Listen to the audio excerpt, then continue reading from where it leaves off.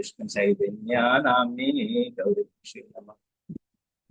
नमो विष्णुपादाय कृष्णपृष्ठाय भूतले श्रीमदे भक्तिवेदांत स्वामिने नामिने नमस्ते सारस्वती देवे गौरवाणी प्रचारिणे निर्विशेष शून्यवादी पाश्चात्य देशधारिणे श्री कृष्णा चैतन्य प्रभु नित्यानंद श्री अद्वैत गदाधरा श्रीवासादि गौरभक्तवृंद। हरे कृष्णा कृष्ण कृष्णा हरे हरे, हरे राम राम राम हरे हरे। गुरुवे गौरचंद्राय राधिकाय तदालये कृष्णाय कृष्ण भक्ताय तद्भक्ताय नमो नमः। श्रील प्रभुपाद की जय, गुरु महाराज की जय, निताय गौर प्रेमानंद जय। वेग बंधु मत संगिन मत गुरु मन्महादना मन्निष्ठारक मद्भाग्य मदानंदा नमोस्तुते। ഗ്രന്ഥരായ ശ്രീമദ് ഭാഗവതം ശ്രീമദ് ഭാഗവതം സപ്തമസ്കന്ധം അഞ്ചമധ്യായം ശ്ലോകം 14.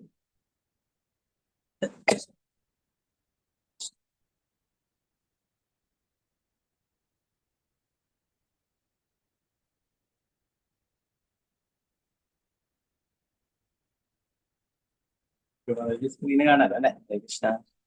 ഹരേ കൃഷ്ണ. കാണാം പ്രഭുജി. ഹരേ കൃഷ്ണ. ഓം നമോ ഭഗവതേ വാസുദേവായ. യഥാ ഭ്രാമ്യതയോ ബ്രഹ്മൻ സ്വയമാകർഷ സന്നിധൗ തദാ മേ വിദ്യതേ ചേതചക്രപാണേർഹൃത്സ്യാ. യഥാ ഭ്രാമ്യതയോ ബ്രാഹ്മൻ സ്വയമാകർഷ സന്നിധൗ തദാ മേ വിദ്യതേ ചേതചക്രപാണേർഹൃത്സ്യാ.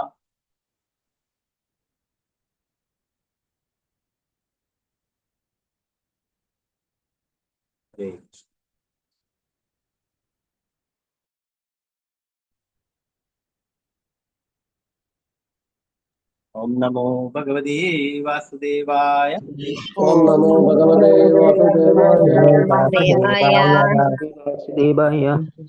यदा ब्राह्मिदयो ब्रह्मन् स्वयमाकर्ष्य सन्निधौ तदा मे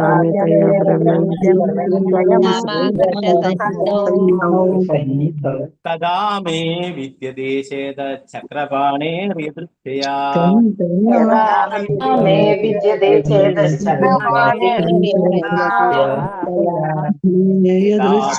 ब्राह्मणयो ब्रह्मन् स्वयमाकर्ष्य सन्निधौ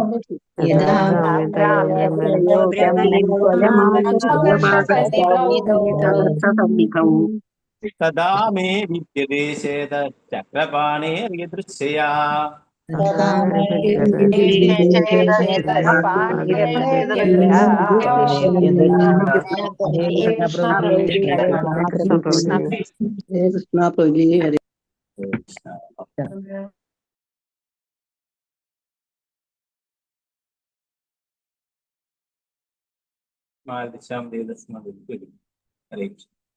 हरे कृष्णा प्रभु जी। ओम नमो भगवते वासुदेवाय। यथा ब्राह्मण्यो ब्रह्मन् स्वयमाकर्ष सन्निधौ यद तथा मे विद्यते चेदचक्रपाणेर्यदृच्छया. हरे कृष्णा प्रभु जी। हरे कृष्ण. हरे कृष्णा प्रभु जी। हरे कृष्णा. ओम नमो भगवते वासुदेवाय. यदा ब्राह्मण्यो ब्रह्मन् स्वयमाकर्ष सन्निधौ तदा मे विद्यते चेदचक्रपाणेर्यदृच्छया. हरे कृष्णा प्रभु जी. हरे कृष्ण. गजाश्री माता जी. हरे कृष्ण प्रभु जी. प्रणामम. ओम नमो भगवते वासुदेवाय. यदा ब्रह्मित्ययो ब्रह्मन् स्वय आकर्ष सन्निधौ तदा मे विद्यते चेदचक्रपाणेर्यदृच्छया. हरे कृष्ण प्रभु जी. प्रणाम. हरे कृष्ण. पद्मकुमारी माता जी. हरे कृष्ण प्रभु जी. ओम नमो भगवते वासुदेवाय. यदा ब्राह्म्यत्ययो ब्रह्मन् स्वयमाकर्ष सन्निधौ തഥാ മേ വിദ്യതേ ചേതശ്ചക്രപാണേർയദൃച്ഛയാ. ഹരേ കൃഷ്ണ പ്രഭു. ഹരേ കൃഷ്ണ. കൃഷ്ണ ശ്രീകുമാർ മാതാജി ചൊല്ലുന്നു. ഹരേ കൃഷ്ണ. ഹരേ കൃഷ്ണ പ്രഭുജി. ഓം നമോ ഭഗവതേ വാസുദേവായ. യഥാ പ്രാമ്യഥയോ ബ്രഹ്മൻ സ്വയമാകർഷ സന്നിധോ തഥാ മേ വിദ്യതേ ചേത് ചക്രപ്രാണേർയദൃച്ഛയാ. ഹരേ കൃഷ്ണ. ഹരേ കൃഷ്ണ. രാമചന്ദ്ര പ്രഭു. ഹരേ കൃഷ്ണ. हरे कृष्ण प्रभु जी। ओम नमो भगवते वासुदेवाय। यथा ब्राह्म्यद्वयो ब्रह्मन् स्वयमागर्ष सन्निधौ तथा मे विद्यते चेदश्चक्रपाणेर्यदृच्छया. हरे कृष्ण प्रभु जी। ഹരേ കൃഷ്ണ. ഹരേ കൃഷ്ണ. രാജി മാതാജി ചൊല്ലുന്നു. ഹരേ കൃഷ്ണ പ്രഭുജി. ഓം നമോ ഭഗവതേ വാസുദേവായ. യഥാ ഭ്രാമിത്യയോ ബ്രഹ്മൻ സ്വയമാകർഷ സന്നിധൗ തഥാ മേ വിദ്യതേ ചേതശ്ചക്രപാണേർയദൃച്ഛയാ. ഹരേ കൃഷ്ണ പ്രഭുജി. ഹരേ കൃഷ്ണ. ഭാരതി മാതാജി. ഹരേ കൃഷ്ണ മാതാജി. ഹരേ കൃഷ്ണ പ്രഭുജി. ഓം നമോ ഭഗവതേ വാസുദേവായ. യഥാ ഭ്രാമ്യത്യയോ ബ്രഹ്മൻ സ്വയമാകർഷ സന്നിധൗ തഥാ മേ വിദ്യതേ ചേതശ്ചക്രപാണേർയദൃച്ഛയാ. ഹരേ കൃഷ്ണ. ഹരേ കൃഷ്ണ. മാതാജി ചൊല്ലുന്നു. ഹരേ കൃഷ്ണ. ഹരേ കൃഷ്ണ പ്രഭുജി. ഓം നമോ ഭഗവതേ വാസുദേവായ. യഥാ പ്രാമ്യത്യയോ ബ്രഹ്മൻ സ്വയമാകർഷ സന്നിധൗ തഥാ മേ വിദ്യതേ ചേതശ്ചക്രപാണേർയദൃച്ഛയാ. ഹരേ കൃഷ്ണ പ്രഭുജി.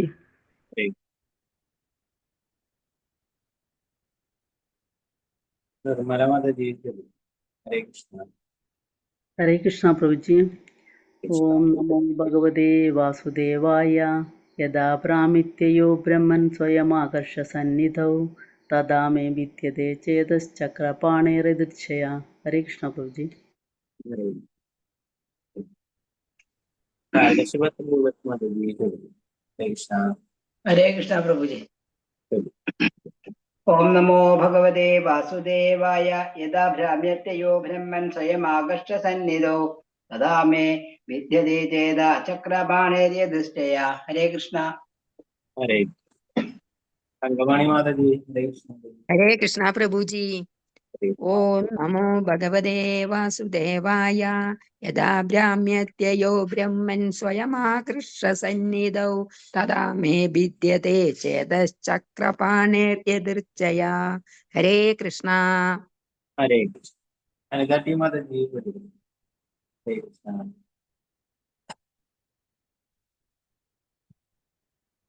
വസന്ത മാതാജി ചൊല്ലുന്നു.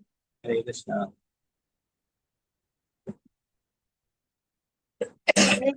ഹരേ കൃഷ്ണ പ്രഭുജി. ഹരേ കൃഷ്ണ. ഓം നമോ ഭഗവതേ വാസുദേവായ. യഥാ ഭ്രാമ്യതയോ ബ്രഹ്മൻ സ്വയം ആകർഷ സന്നിധൗ തഥാ മേ വിദ്യതേ ചേതശ്ചക്രപാണേർയദൃച്ഛയാ. ഹരേ കൃഷ്ണ പ്രഭുജി. ഹരേ കൃഷ്ണ.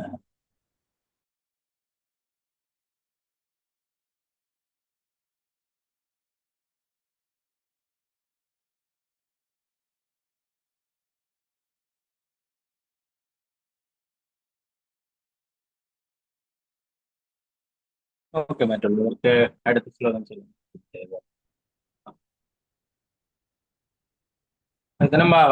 ഭക്തിദാന സ്വാമി ശ്രീല പ്രഭുപാദി.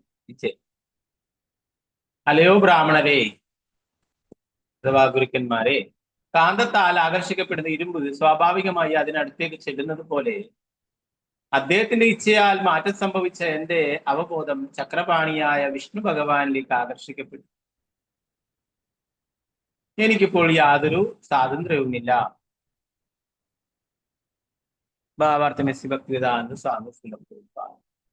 ഇരുമ്പ് കാന്തത്താൽ ആകർഷിക്കപ്പെടുന്നത് വളരെ സ്വാഭാവികമാണ്. അതുപോലെ എല്ലാ ജീവസത്തുകളും സ്വാഭാവികമായി കൃഷ്ണനിലേക്ക് ആകർഷിക്കപ്പെടുന്നു. അതുകൊണ്ട് ഭഗവാന്റെ യഥാർത്ഥ നാമം എല്ലാവരെയും എല്ലാത്തിനെയും ആകർഷിക്കുന്നവൻ എന്ന അർത്ഥമുള്ള കൃഷ്ണൻ എന്നായി. എല്ലാവരും എല്ലാം തന്നെയും കൃഷ്ണനാൽ ആകർഷിക്കപ്പെടുന്ന വൃന്ദാവനത്തിൽ അത്തരം ആകർഷണങ്ങളുടെ യഥാർത്ഥമായ മാതൃകകൾ കാണാവുന്നതാണ്. മുതിർന്ന വ്യക്തികളായ നന്ദമഹാരാജാവ്, യശോദാദേവി, ശ്രീതാമാവിനെയും സുദാമാവിനെയും പോലുള്ള സുഹൃത്തുക്കൾ, മറ്റു കൂട്ടുകാരായ ഗോപബാലന്മാർ, ശ്രീമതി രാധാറാണിയും അവരുടെ കൂട്ടുകാരികളെയും പോലുള്ള ഗോപികമാർ, പക്ഷികൾ, മൃഗങ്ങൾ, പശുക്കൾ, കിടാങ്ങൾ തുടങ്ങി എല്ലാത്തരം ജീവികളും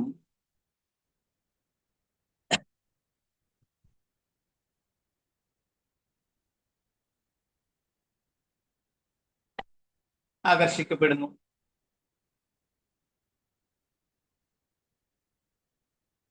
പൂങ്കാവനങ്ങളിലെ പുഷ്പങ്ങളും ഫലങ്ങളും, യമുനയുടെ തരംഗങ്ങൾ, ഭൂമി, ആകാശം, വൃക്ഷങ്ങൾ, ചെടികൾ, മൃഗങ്ങൾ തുടങ്ങി സർവ്വജീവജാലങ്ങളും കൃഷ്ണനാൽ ആകർഷിക്കപ്പെടുന്നു. വൃന്ദാവനത്തിലെ എല്ലാത്തിൻ്റെയും സ്വാഭാവികമായ അവസ്ഥയാണിത്. വൃന്ദാവനത്തിലെ ഈ സാഹചര്യങ്ങൾക്ക് നേരെ വിപരീതമായി ഭൗതിക ലോകത്തിൽ ആരും തന്നെ കൃഷ്ണനാൽ ആകർഷിക്കപ്പെടുന്നില്ല.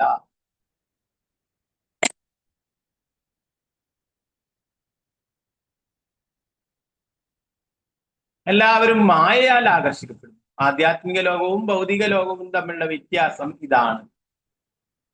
ഭൗതിക ലോകത്തിലായിരുന്ന ഹിരണ്യകശിപു സ്ത്രീകളാലും പണത്താലും ആകർഷിക്കപ്പെട്ടിരുന്നപ്പോൾ തന്റെ സ്വാഭാവിക അവസ്ഥയിലായിരുന്ന പ്രഹ്ലാദൻ കൃഷ്ണനാൽ ആകർഷിക്കപ്പെട്ടു. പ്രഹ്ലാദ് മഹാരാജാവിനെ എന്തുകൊണ്ടാണ് ഒരു വഴിതെറ്റിയ വീക്ഷണമെന്ന ഹിരണ്യകശിപുവിന്റെ ചോദ്യത്തിന് മറുപടിയായി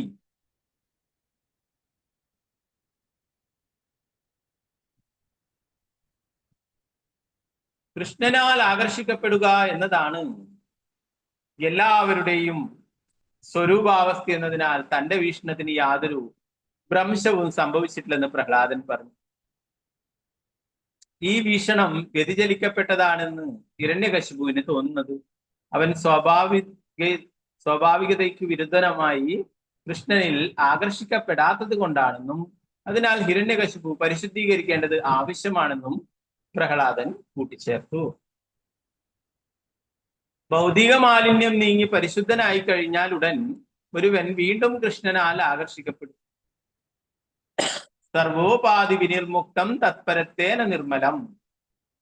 ഭൗതിക ലോകത്തിൽ എല്ലാവരും ഇന്ദ്രിയ പ്രീണനത്തിന്റെ അഴുക്കിനാൽ മലിനപ്പെട്ട് ചിലപ്പോൾ മനുഷ്യജീവിയായും ചിലപ്പോൾ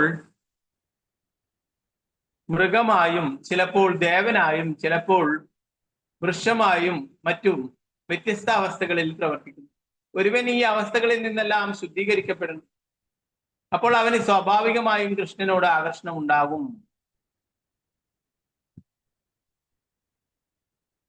ഭക്തി പ്രക്രിയ ജീവിതത്തെ എല്ലാവിധ അസ്വാഭാവിക ആകർഷണങ്ങളിൽ നിന്നും പവിത്രീകരിക്കുന്നു. ഒരുവൻ പവിത്രീകരിക്കപ്പെട്ട് കഴിഞ്ഞാൽ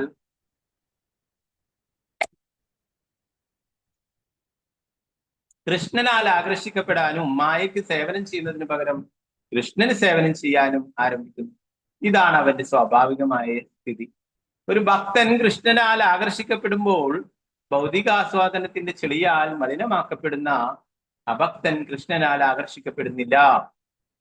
ഭഗവത്ഗീത 7:28 ഭഗവാനാൽ ഇത് സ്ഥിരീകരിക്കപ്പെട്ടിട്ടുണ്ട്.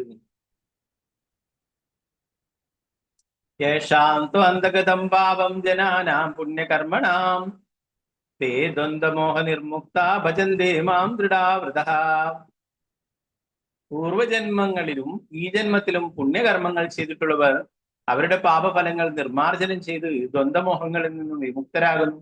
അങ്ങനെ അവർ ദൃഢനിശ്ചയത്തോടെ എന്റെ സേവനത്തിൽ മുഴുകും. ഒരുവൻ നിശ്ചയമായും ഭൗതികാസ്ത്രത്തിന്റെ പാപച്ചെളിയിൽ നിന്നും മോചിതനാകണം. ഈ ഭൗതിക ലോകത്തിലെ എല്ലാവരും ഭൗതികാഭിലാഷങ്ങളാൽ മലിനരാണ്. ഒരു വ്യക്തി പരിപൂർണമായും ഭൗതികാഭിലാഷങ്ങളിൽ നിന്നും മോചിതനാകാത്ത പക്ഷം അഥവാ അന്യാഭിലാഷിത ശൂന്യം,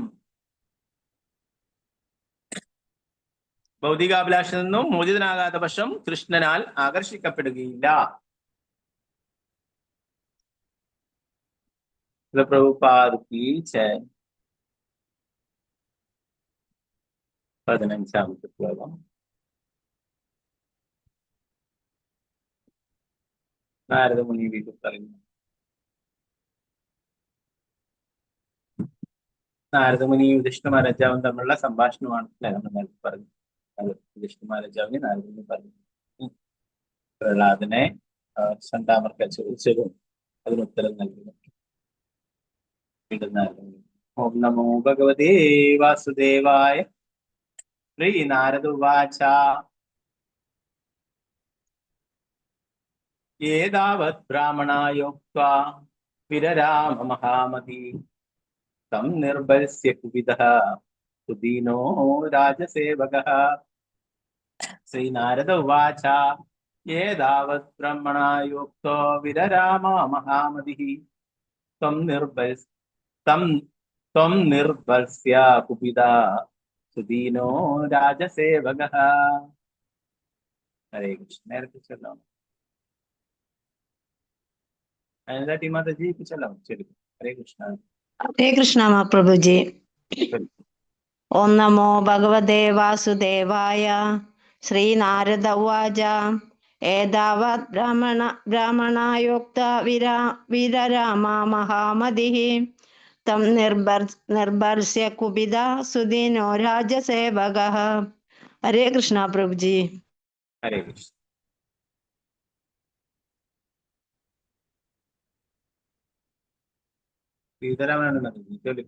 ഹരേ കൃഷ്ണ.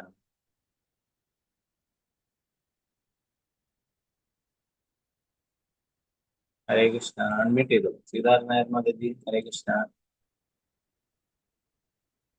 സിന്ധസിക മാതാജി. ഹരേ കൃഷ്ണ പ്രഭുജി. ഓം നമോ ഭഗവതേ വാസുദേവായ. ശ്രീനാരദ ഉവാച ഏതാവത് ബ്രാഹ്മണോ യോക്ത വിരരാമ മഹാമതിഃ തം നിർഭസ്യ കുപിത സുദിനോ രാജസേവകഃ. ഹരേ കൃഷ്ണ പ്രഭുജി. ഹരേ കൃഷ്ണ. നായർ മാതാജി. ഹരേ കൃഷ്ണ. ഹരേ കൃഷ്ണ പ്രഭുജി. ഹരേ കൃഷ്ണ. ഓം നമോ ഭഗവതേ വാസുദേവായ. ശ്രീനാരദ ഉവാച ഏതാവത് ബ്രാഹ്മണോ യോക്ത വിരരാമ മഹാമതിഃ തം നിർഭസ്യ കുപിതഃ സുദീനോ രാജസേവകഃ. ഹരേ കൃഷ്ണ പ്രഭുജി. ഹരേ ഹരേ കൃഷ്ണ പ്രഭുജി. ചൊല്ലിക്കൊണ്ടു. ഹരേ കൃഷ്ണ. ശ്രീനാരദ ഉവാച ഏതാവത് ബ്രഹ്മണോ യുക്ത വീരരാമ മഹാമതിഃ തം നിർഭസ്യ കുപിതഃ സുദിനോ രാജസേവകഃ. ഹരേ കൃഷ്ണ പ്രഭുജി. പ്രണാമം. ഹരേ കൃഷ്ണ.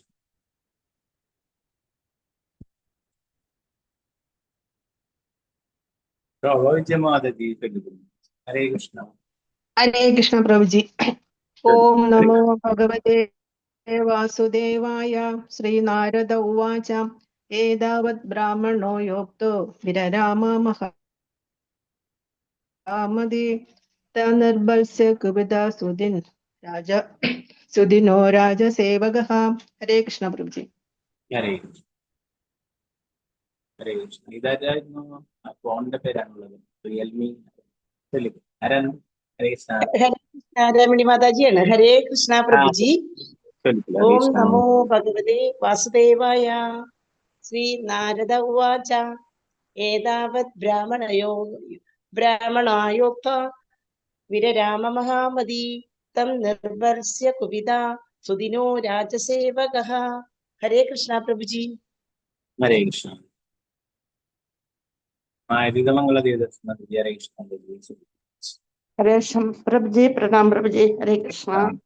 ശ്രീനാരദ ഉവാച ഏതാവത് ബ്രാഹ്മണോ യോക്ത വിരരാമ മഹാമതിഃ തം നിർഭർസ്യ കുപിതഃ സുദീനോ രാജസേവകഃ. താങ്ക് യു പ്രഭു. ഹരേ കൃഷ്ണ. ഹരേ കൃഷ്ണ. രതിയാചാര്യ മാതാജി. ഹരേ കൃഷ്ണ. ഹരേ കൃഷ്ണ പ്രഭുജി. ഓം നമോ ഭഗവതേ വാസുദേവായ.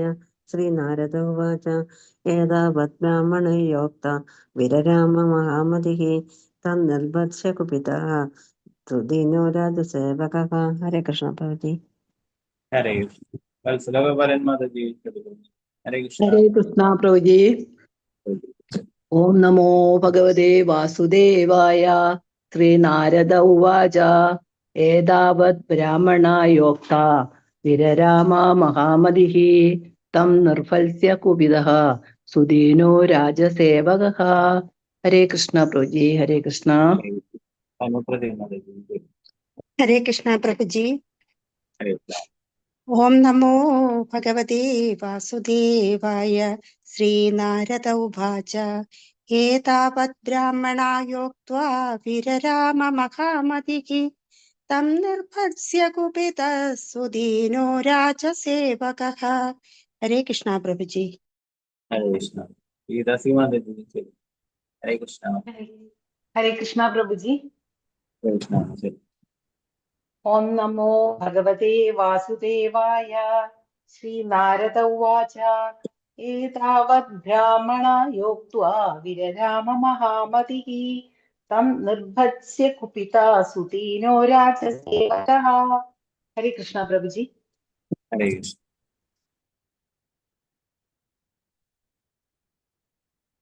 ഗോപാപ്രതി മാതാജി. ശരി. ഹരേ കൃഷ്ണ. ഹരേ കൃഷ്ണ പ്രഭുജി. ഹരേ കൃഷ്ണ. ശരി. ഓം നമോ ഭഗവതേ വാസുദേവായ. ശ്രീനാരദ ഉവാച ഏതാവത് ബ്രാഹ്മണയോക്ത വീരരാമാ മഹാമതിഃ തം നിർഭത്സ്യ കുപിതാ സുദിനോ രാജസേവകഃ. ഹരേ കൃഷ്ണ. ഹരേ കൃഷ്ണ. ഗീതാട്ടി മാതാജി. ഹരേ ഹരേ കൃഷ്ണ. കൃഷ്ണ പ്രഭുജി. പ്രണാമം പ്രഭുജി. ഓം പ്രണാം. നമോ ഭഗവതേ വാസുദേവായ. ശ്രീനാരദ ഉവാച ഏതാവത് ബ്രാഹ്മണായോക്ത്വാ വിരരാമ മഹാമതി തം നിർഭർസ്യ കുപിത സുദീനോ രാജസേവകഃ. ഹരേ കൃഷ്ണ. ഹരേ കൃഷ്ണ മാതാജി. ഹരേ കൃഷ്ണ. ഗീതാജി മാതാജി. ഹരേ കൃഷ്ണ. ഹരേ കൃഷ്ണ. ഓം നമോ ഭഗവതേ വാസുദേവായ.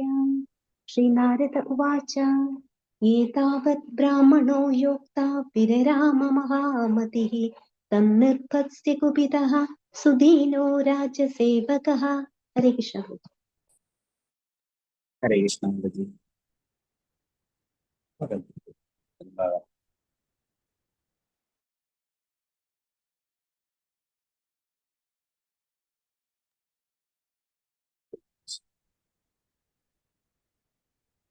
പത്തനം ഭാവാർത്ഥനെ സുഭക്തിദാൻ സാംസ്കൃതോപാധി.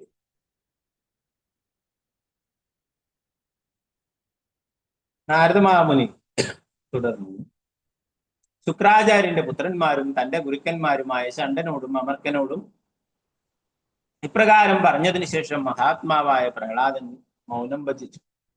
ബ്രാഹ്മണരെന്ന് പറയപ്പെടുന്ന ശണ്ഡനും അമർക്കനും അവനോട് കോപിച്ചു.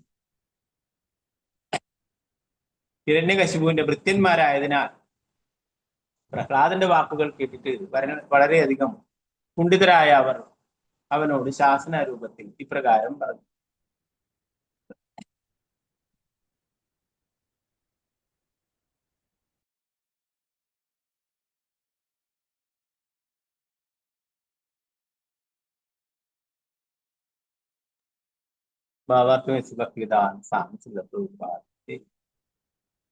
ശുക്ര എന്ന വാക്കിന്റെ അർത്ഥം ശുക്ലം എന്നാണ്. ശുക്രാചാര്യന്റെ പുത്രന്മാർ ജന്മം കൊണ്ട് ബ്രാഹ്മണരായിരുന്നു.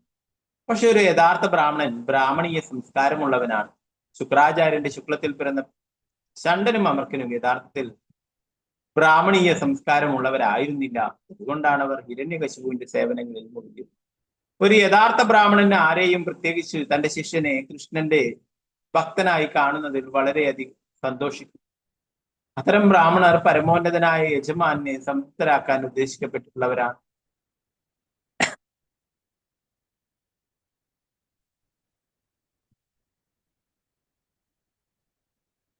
ഒരു ബ്രാഹ്മണൻ മറ്റാരുടെയെങ്കിലും ദാസനാകുന്നത് കർശനമായി നിരോധിച്ചിട്ടുണ്ട്. കാരണം അത്തരം ജോലികൾ നായ്ക്കൾക്കും ശൂദ്രന്മാർക്കും പറഞ്ഞിട്ടുള്ളത്. ഒരു നായ്ക്ക് തന്റെ യജമാനെ സംതൃപ്തിപ്പെടുത്തണം, പക്ഷെ ഒരു ബ്രാഹ്മണനെ ആരെയും സംതൃപ്തിപ്പെടുത്തേണ്ടതില്ല. അയാൾ കൃഷ്ണനെ മാത്രം സംതൃപ്തനാക്കാൻ ഉള്ളവനാണ്. ആനുകൂല്യേന കൃഷ്ണാനു ശീലനം. ഒരു ബ്രാഹ്മണന്റെ യഥാർത്ഥ യോഗ്യത അതാണ്. ശണ്ഡനും അമർക്കനും ശുക്ലത്തിലൂടെ മാത്രമുള്ള ബ്രാഹ്മണരാകിയാൽ അവർ ഹിരണ്യകശിപുവിനെ പോലൊരു യജമാനന്റെ ഭൃത്യരാവുകയും പ്രഹ്ലാദനെ അനാവശ്യമായി ശിക്ഷിക്കുവാൻ ആഗ്രഹിക്കുകയും ചെയ്തു.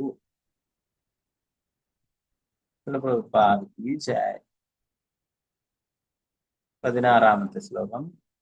നമോ ഭഗവതേ വാസുദേവായ. അനീയതാമരേ വേത്ര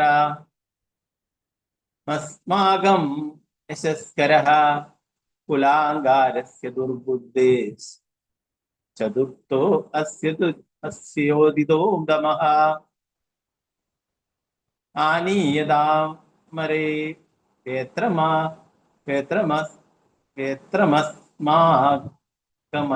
യശസ്കരഃ കുലാംഗാരസ്യ ദുർബുദ്ധേ ചതുർത്ഥോ അസ്യോദിതോ ദമഃ. ഓ ദയവായി ഒരു വടി കൊണ്ടുവരൂ. ഈ പ്രഹ്ലാദൻ നമ്മുടെ പേരിനും പ്രശസ്തിക്കും നാശമുണ്ടാക്കും. ദുർബുദ്ധി മൂലം ഇവൻ അസുരകുലത്തിന് തീ വയ്ക്കുന്ന തീക്കൊള്ളി പോലെ ആയി തീർന്നിരിക്കുന്നു. ഇവനെ ഇപ്പോൾ രാജനീതിയുടെ 4ാം മുറ കൊണ്ട് കൈകാര്യം ചെയ്യണം. ഭക്തിവേദാന്ത സ്വാമി സിദ്ധപ്രഭുപാദ. രാഷ്ട്രീയ കാര്യങ്ങളിൽ ഒരു വ്യക്തി ഭരണകൂടത്തിനെതിരെ അനുസരണയില്ലാതെ പ്രക്ഷോഭമുയർത്തുമ്പോൾ അവനെ അടിച്ചമർത്തുന്നതിന് 4 രീതികളാണ് ഉപയോഗിക്കാറ്. സാമഭേദദാന ദണ്ഡങ്ങൾ. മറ്റു വാദങ്ങളൊന്നും ഇല്ലാതെ വരുമ്പോൾ അവൻ ദണ്ഡിപ്പിക്കപ്പെടും. ഇത് സാമഭേദദാന ദണ്ഡം എന്നറിയപ്പെടും. ജന്മം കൊണ്ട് ബ്രാഹ്മണരായ ഷണ്ഡനും അമർക്കനും പ്രഹ്ലാദൻ തന്റെ പിതാവിന്റെ അഭിപ്രായങ്ങൾക്ക് വിരുദ്ധനാകുന്നതിന്റെ കാരണം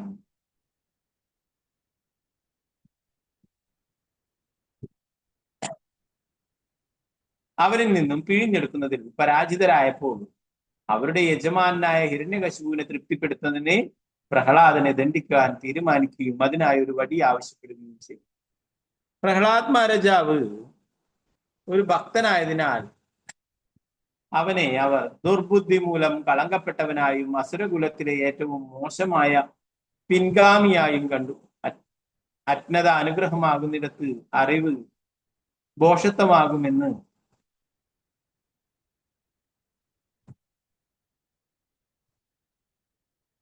പറയപ്പെടുന്നത് പോലെ സകലരും അസുരന്മാരാകുന്ന ഒരു സമൂഹത്തിൽ ഒരു വൈഷ്ണവനായി തീരാനുള്ള ഒരുവന്റെ ഉദ്യമം തീർച്ചയായും ഭോഷത്വമായേക്കാം. അപ്രകാരം പ്രഹ്ലാദൻ അസുരകുലത്തിൽ പിറന്നവനായിട്ടും ഭക്തനായി തീർന്നതിനാൽ ദുർബുദ്ധി എന്ന് ആരോപിക്കപ്പെട്ടു. ബ്രാഹ്മണരായി കരുതപ്പെട്ടിരുന്നെങ്കിലും അവന്റെ ഗുരുക്കന്മാരും അസുരന്മാരായിരുന്നു.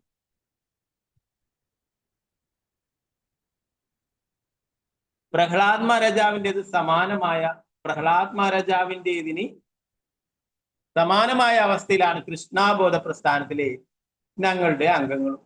ലോകത്തിലെമ്പാടുമുള്ള ജനങ്ങളിൽ 99% നിരീശ്വരവാദികളായ അസുരന്മാരാകിയാൽ പ്രഹ്ലാദ് മഹാരാജാവിന്റെ കാലടികൾ പിന്തുടർന്ന് ഞങ്ങൾ നടത്തുന്ന കൃഷ്ണാബോധ പ്രഭാഷണങ്ങൾക്ക് ധാരാളം വിഘ്നങ്ങൾ നേരിടേണ്ടി വരും. കൃഷ്ണാബോധ പ്രഭാഷണങ്ങൾക്ക് വേണ്ടി സർവവും ബലി കഴിച്ച അമേരിക്കയിലെ യുവജനങ്ങൾ ഭക്തന്മാരായി പോയത് കൊണ്ട് മാത്രം CIA ചാരന്മാരെന്ന് കുറ്റാരോപിതരായി. അതിലുപരി ബ്രാഹ്മണ കുടുംബത്തിൽ ജനിച്ചാൽ മാത്രമേ ഒരുവന് ബ്രാഹ്മണനാകാൻ കഴിയുകയുള്ളൂ എന്ന് പറയുന്ന ഇന്ത്യയിലെ ജാതി ബ്രാഹ്മണർ ഞങ്ങൾ ഹിന്ദു മത സമ്പ്രദായം നശിപ്പിക്കുന്നുവെന്നും ഞങ്ങൾക്കുമേൽ ആരോപണം ഉന്നയിച്ചു. തീർച്ചയായും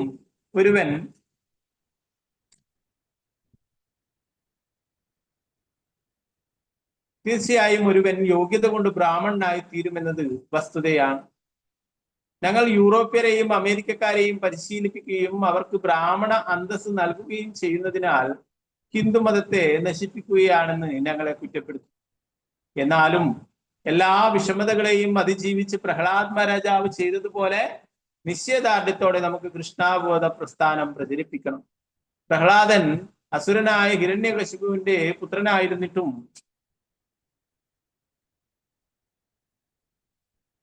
ആസുരീയനായ ഒരു പിതാവിന്റെ ബീജത്തിൽ പിറന്ന ബ്രാഹ്മണ പുത്രന്മാരുടെ ദണ്ഡനങ്ങളെ ഒരിക്കലും ഭയപ്പെട്ടിരുന്നില്ല.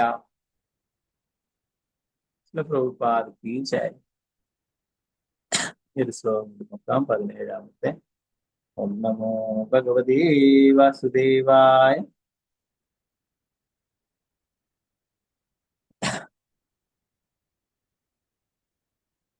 ദൈദേയാ ചന്ദനവനേ ജാതോയം കണ്ടകദ്രുമഃ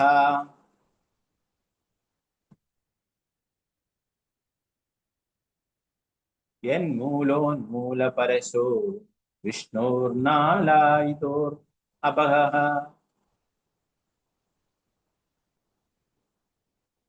ദൈത്തേയാ ചന്ദനവനേ ജാതോയം കണ്ടകദ്രുമഃ യന്മൂലോന്മൂലപരശോ വിഷ്ണോർനാലായിതോർ അപഹഃ. തെമ്മാടിയായ ഈ പ്രഹ്ലാദൻ ഒരു ചന്ദനവനത്തിലെ മുൾമരം പോലെ ആവിർഭവിച്ചു. ചന്ദനമരങ്ങൾ മുറിക്കുന്നതിന് ഒരു കോടാലി ആവശ്യമാണ്. മുൾമരത്തിന്റെ തടി ആ കോടാലിയുടെ പിടിക്ക് വളരെ അനുയോജ്യവുമാണ്. അസുരന്മാരുടെ കുടുംബത്തിലെ ചന്ദന വൃക്ഷങ്ങൾ മുറിക്കുന്നതിനുള്ള കോടാലി വിഷ്ണു ഭഗവാനാണ്. ഈ പ്രഹ്ലാദൻ ആ കോടാലിയുടെ പിടിയും. ഭാവാർത്ഥം എസ് ഭക്തിവേദാന്ത സ്വാമി പ്രഭുപാദ. മുൾമരങ്ങൾ സാധാരണയായി വളരുന്നതും മരുപ്രദേശങ്ങളിലാണ്, ചന്ദനവനങ്ങളിലല്ല. പക്ഷേ ജാതി ബ്രാഹ്മണരായ ശണ്ഡനും അമർക്കനും ഹിരണ്യകശിപുവിന്റെ അസുരകുലത്തെ ഒരു ചന്ദനവനത്തിനോടും പ്രഹ്ലാദനെ ഒരു കോടാലിയുടെ പിടിക്കനുയോജ്യമായ കടുപ്പവും ശക്തിയുമുള്ള മുൾമരത്തോടും ഉപമിച്ചു. അവർ വിഷ്ണു ഭഗവാനെ ഒരു കോടാലിയായി തന്നെ ഉപമിച്ചു. ഒരു കോടാലിക്ക് മാത്രമായി മുൾവൃക്ഷത്തെ മുറിക്കാനാവില്ല. അതിന് മുൾമരത്തിന്റെ കടുപ്പമുള്ള തടി കൊണ്ട് നിർമ്മിച്ച പിടി വേണം. അപ്രകാരം ആസുരീയ സംസ്കാരത്തിന്റെ മുൾമരം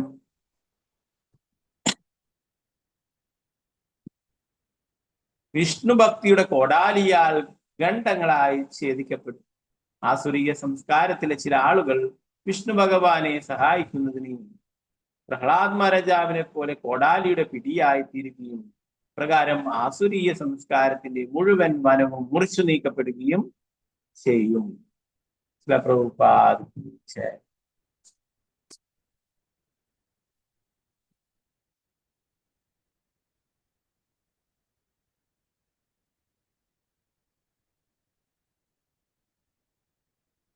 നാരായണ നമസ്കൃത്യ നരം ചൈവ നരോത്തമം ദേവീം സരസ്വതീം വ്യാസം തതോ ജയമുദിനേ. നഷ്ടപ്രായേഷു നിത്യം ഭാഗവത സേവയാ ഭഗവതി ഉത്തമശ്ലോകീ ഭക്തിർഭവതി നൈഷ്ഠികീ.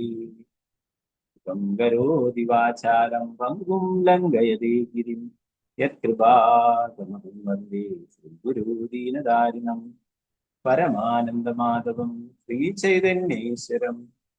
നമോ വിഷ്ണുപാദായ കൃഷ്ണപൃഷ്ഠായ ഭൂതലേ ശ്രീമതേ ഭക്തിവേദാന്ത സ്വാമി നമസ്തേ സാരസ്വതേ ദേവി ഗൗരവാണി പ്രചാരിണേ നിർവിശേഷ ശൂന്യവാദി പാശ്ചാത്യദേശദായി ശ്രീകൃഷ്ണ ചൈതന്യ പ്രഭു നിത്യാനന്ദ ശ്രീ അദ്വൈത ഗദാധര ശ്രീവാസാദി ഗൗരഭക്തവൃന്ദ.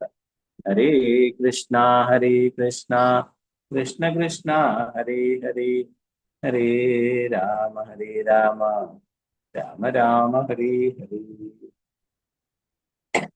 ഗുരുവേ ഗൗരചന്ദ്രായ രാധികായ തഥാലേ കൃഷ്ണായ കൃഷ്ണഭക്തായ തത്ഭക്തായ പ്രഭുപാദ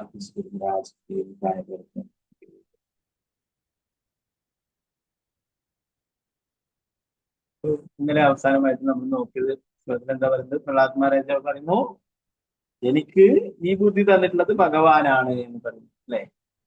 നിങ്ങളൊക്കെ ശത്രുവായി കാണുന്ന ആ വിഷ്ണു ഭഗവാൻ തന്നെയാണ് എനിക്ക് ബുദ്ധി തന്നിട്ടുള്ളത്. അദ്ദേഹം എല്ലാവരുടെയും സുഹൃത്താണ് എന്ന് ഞാൻ മനസ്സിലാക്കുന്നു. അദ്ദേഹം എന്റെയും സുഹൃത്താണ്. അല്ലെ? നിങ്ങൾ എന്താ അവർക്കൊക്കെ പറയുന്നത് തെറ്റായ ബുദ്ധി, മലിനമായിട്ടുള്ള ബുദ്ധി. എന്നാൽ ഇത് യഥാർത്ഥമായിട്ടുള്ള ബുദ്ധിയാണ്. ഇത് ഭഗവാൻ എനിക്ക് നൽകിയിട്ടുള്ളതാണ്. 14ാമത്തെ ശ്ലോകത്തിൽ പറയുന്നത്,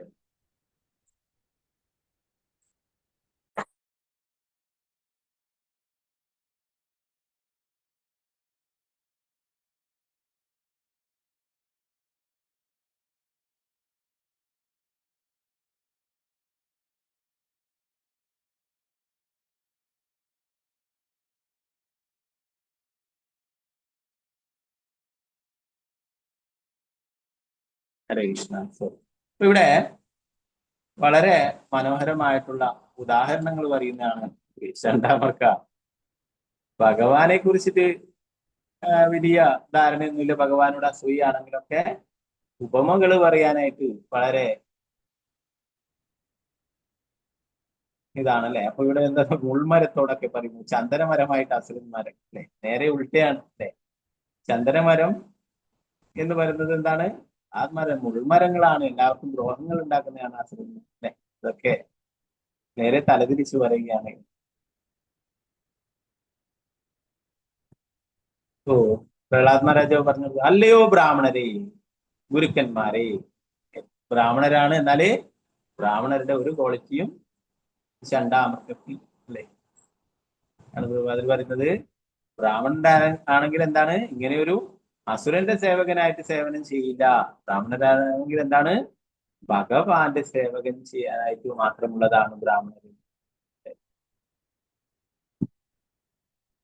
ഇപ്പൊ ബ്രാഹ്മണ, ക്ഷത്രിയ, വൈശ്യ, ശൂദ്ര 4 വിഭാഗങ്ങൾ നമ്മൾ നേരത്തെ പഠിച്ചിട്ടില്ലേ. അതില് ബ്രാഹ്മണരാണ് പൂജകളും യജ്ഞങ്ങളും ഒക്കെ ചെയ്യുക, അതുപോലെ വേദങ്ങൾ പഠിക്കുക, മറ്റുള്ളവരെ പഠിപ്പിക്കുക, ഇതൊക്കെയാണ് ബ്രാഹ്മണൻ. അതിവിടെ ഹിരണ്യകശിപുവിനെ കുറിച്ചിട്ട് പുകഴ്ത്തി പറയാനാണ് ഭഗവാൻ. ഇവിടെ അവരോട് പറഞ്ഞിരിക്കുന്നു, കാന്തത്താൽ ആകർഷിക്കപ്പെടുന്ന ഇരുമ്പ് സ്വാഭാവികമായി അതിനടുത്തേക്ക് ചെല്ലുന്നത് പോലെ അദ്ദേഹത്തിന്റെ ഇച്ഛയാൽ മാറ്റം സംഭവിച്ച എന്റെ അവബോധം ചക്രപാണിയായ വിഷ്ണു ഭഗവാനിലേക്ക് ആകർഷിക്കപ്പെട്ടു. അപ്രകാരം എനിക്കിപ്പോൾ യാതൊരു സ്വാതന്ത്ര്യവുമില്ല. ഭഗവാനെ വിളിക്കുന്നത് ചക്രപാണി, കയ്യില് ചക്രവും ആ വിഷ്ണു ഭഗവാനെ കുറിച്ചാണ്.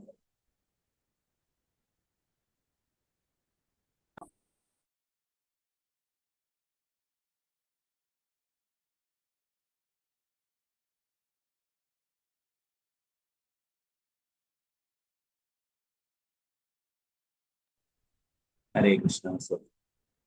ഓക്കെ, അപ്പോ ഒരു കാന്തം അല്ലെ, കാന്തത്തിന്റെ ഒരു ഇരുമ്പ്, എന്തെങ്കിലും നമ്മൾ ഇരുമ്പോ മൂട്ട് സൂചിയോ എന്തുകൊണ്ട് വെച്ചാലും അതൊക്കെ കാന്തത്തിനടുത്തേക്ക് ആകർഷിക്കും അല്ലെ. അതുപോലെ തന്നെ ആ സ്വാഭാവികമായിട്ടും നേരത്തെ പറഞ്ഞു അല്ലെ, ഭഗവാന്റെ സേവകരാണ് ഒക്കെ. അപ്പൊ ഭഗവാനിലേക്ക് ആകർഷിക്കപ്പെടുന്നു. ഭഗവാൻ സർവ ആകർഷകൻ അല്ലെ, എല്ലാവരെയും ആകർഷിക്കുന്നത്. എന്നാൽ ഈ അസുരന്മാരെ പോലുള്ളവർക്ക് ഒരിക്കലും ഭഗവാന്റെ ആകർഷിക്കുന്നുണ്ടാവും.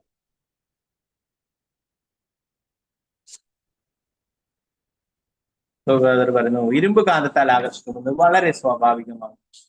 ഇവിടെ കുറച്ച് ദൂരോട്ട് വെച്ചാലും അത് ആകർഷിച്ചിട്ട് അതിന്റെ അടുത്തേക്ക് എത്തിച്ചേരും അല്ലെ. അതുപോലെ എല്ലാ ജീവസത്തകളും സ്വാഭാവികമായി കൃഷ്ണനിലേക്ക് ആകർഷിക്കപ്പെടുന്നു. അതുകൊണ്ട് ഭഗവാന്റെ യഥാർത്ഥ നാമം എല്ലാവരെയും എല്ലാത്തിനെയും ആകർഷിക്കുന്നവൻ എന്ന അർത്ഥമുള്ള കൃഷ്ണൻ എന്നായി. അതിൽ പറയുന്നു, ഭഗവാന്റെ നാമം തന്നെ എന്താണ്? സർവ ആകർഷകൻ, എല്ലാവരെയും ആകർഷിക്കുന്നവൻ, എല്ലാത്തിനെയും ആകർഷിക്കുന്നവൻ എന്നതായി മാറി. എല്ലാവരും എല്ലാം തന്നെയും കൃഷ്ണനാൽ ആകർഷിക്കപ്പെടുന്ന വൃന്ദാവനത്തിൽ അത്തരം ആകർഷണങ്ങളുടെ യഥാർത്ഥമായ മാതൃകകൾ കാണാവുന്നതാണ്.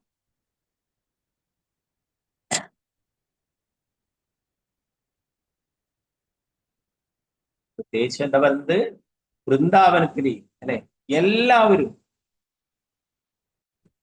ഭഗവാനെ കുറിച്ചിട്ട്, ഭഗവാനിൽ അട്രാക്ട് ആയിട്ട് ഭഗവാനെ കുറിച്ച് ഓർത്തിട്ടാണ് സദാസം.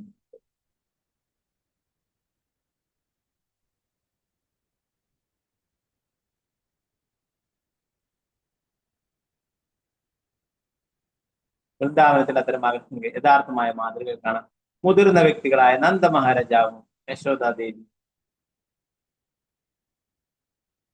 ശ്രീതാമാവിനെയും സുധാമാവിനെയും പോലെയുള്ള സുഹൃത്തുക്കൾ, മറ്റു കൂട്ടുകാരായ ഗോപബാലന്മാർ, ശ്രീമതി രാധാറാണിയും അവളുടെ കൂട്ടുകാരികളെയും പോലുള്ള ഗോപികമാർ, പക്ഷികൾ, മൃഗങ്ങൾ, പശുക്കൾ, കിടാങ്ങൾ തുടങ്ങി എല്ലാതരം ജീവികളും ആകർഷിക്കപ്പെടുന്നു.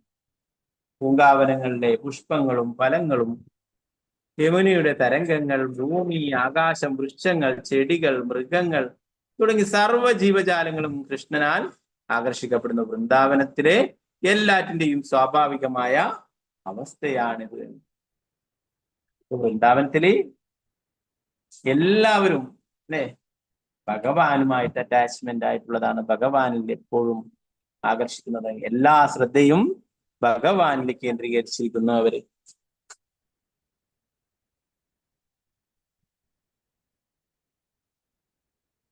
ഓരോ ദിവസവും എല്ലാവരും എഴുന്നേൽക്കുമ്പോൾ തന്നെ ഭഗവാനെ ഇന്ന് എന്തായാലും ഗോപന്മാര് ഇന്ന് കൃഷ്ണന്റെ കൂടെ എന്തൊക്കെ കളികളിൽ ഏർപ്പെടണം, എവിടെയൊക്കെ പോകണം അല്ലെ, അങ്ങനെ ഓരോ ദിവസവും അവര് എഴുന്നേറ്റ് ഉടനെ തന്നെ ചിന്തിക്കുന്നത് ഭഗവാനെ കുറിച്ചാണ് അല്ലെ. അതുപോലെ ഗോപികമാർ അല്ലെ എപ്പോഴാണ് ഈ ഗോപന്മാരുടെ കയ്യിൽ നിന്ന് നമുക്ക് ഭഗവാനെ ലഭിക്കുക എന്ന് പറയുന്നു. അവരൊക്കെ പ്രാർത്ഥിക്കുകയാണ് എന്ന് പറഞ്ഞു. ഗോപികമാരൊക്കെ പ്രാർത്ഥിക്കുന്നു, ഈ സൂര്യനൊന്ന് വേഗത്തിൽ അസ്തമിച്ചിരുന്നെങ്കിൽ നമുക്ക് ഭഗവാനെ കാണാമായിരുന്നു, ഭഗവാനെ നമുക്ക് ലഭിക്കുമായിരുന്നു. ഗോപന്മാരൊക്കെ പ്രാർത്ഥിക്കുന്നു, സൂര്യൻ ഇപ്പോഴൊന്നും അസ്തമിക്കരുത്, ഇനി കുറച്ച് സമയം കൂടി നമുക്ക് കൃഷ്ണന്റെ കൂടെ കളിക്കണം എന്ന്. അപ്പോ അവര് എപ്പോഴും ഭഗവാനെ കുറിച്ച് ചിന്തിക്കുന്നു, ഭഗവാന്റെ കൂടെ ലീല കളിച്ച് സദാസം യശോദാമാതാവും നന്ദമാരാജാവും അല്ലെ സാക്ഷാൽ പരമദിവ്യവത്വ കൃഷ്ണനായിട്ടുള്ള ഭഗവാനാണ് അവർ അല്ലെ. അവര് എപ്പോഴും ആ ഭഗവാനെ ലാളിച്ചുകൊണ്ട് അല്ലെ എപ്പോഴും ആ യശോദാമാതാവ് സേവനം ചെയ്യുന്നു. അപ്പോ ഇങ്ങനെ എല്ലാവരും രാധാറാണിയും അവരുടെ കൂട്ടുകാരും എല്ലായ്പ്പോഴും ഭഗവാനെ കുറിച്ച് ഓർക്കുന്നു, ഭഗവാന് സേവനം ചെയ്യുന്നു.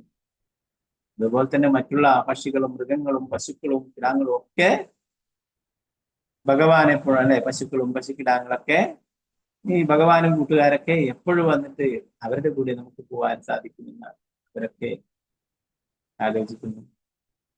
സദാ എല്ലാം വൃന്ദാവനത്തിലെ എല്ലാം തന്നെ ഭഗവാനെ കുറിച്ച് ചിന്തിക്കുന്നു, ഭഗവാനിൽ ആകർഷകമായിരിക്കുന്നു എന്ന് പറഞ്ഞു.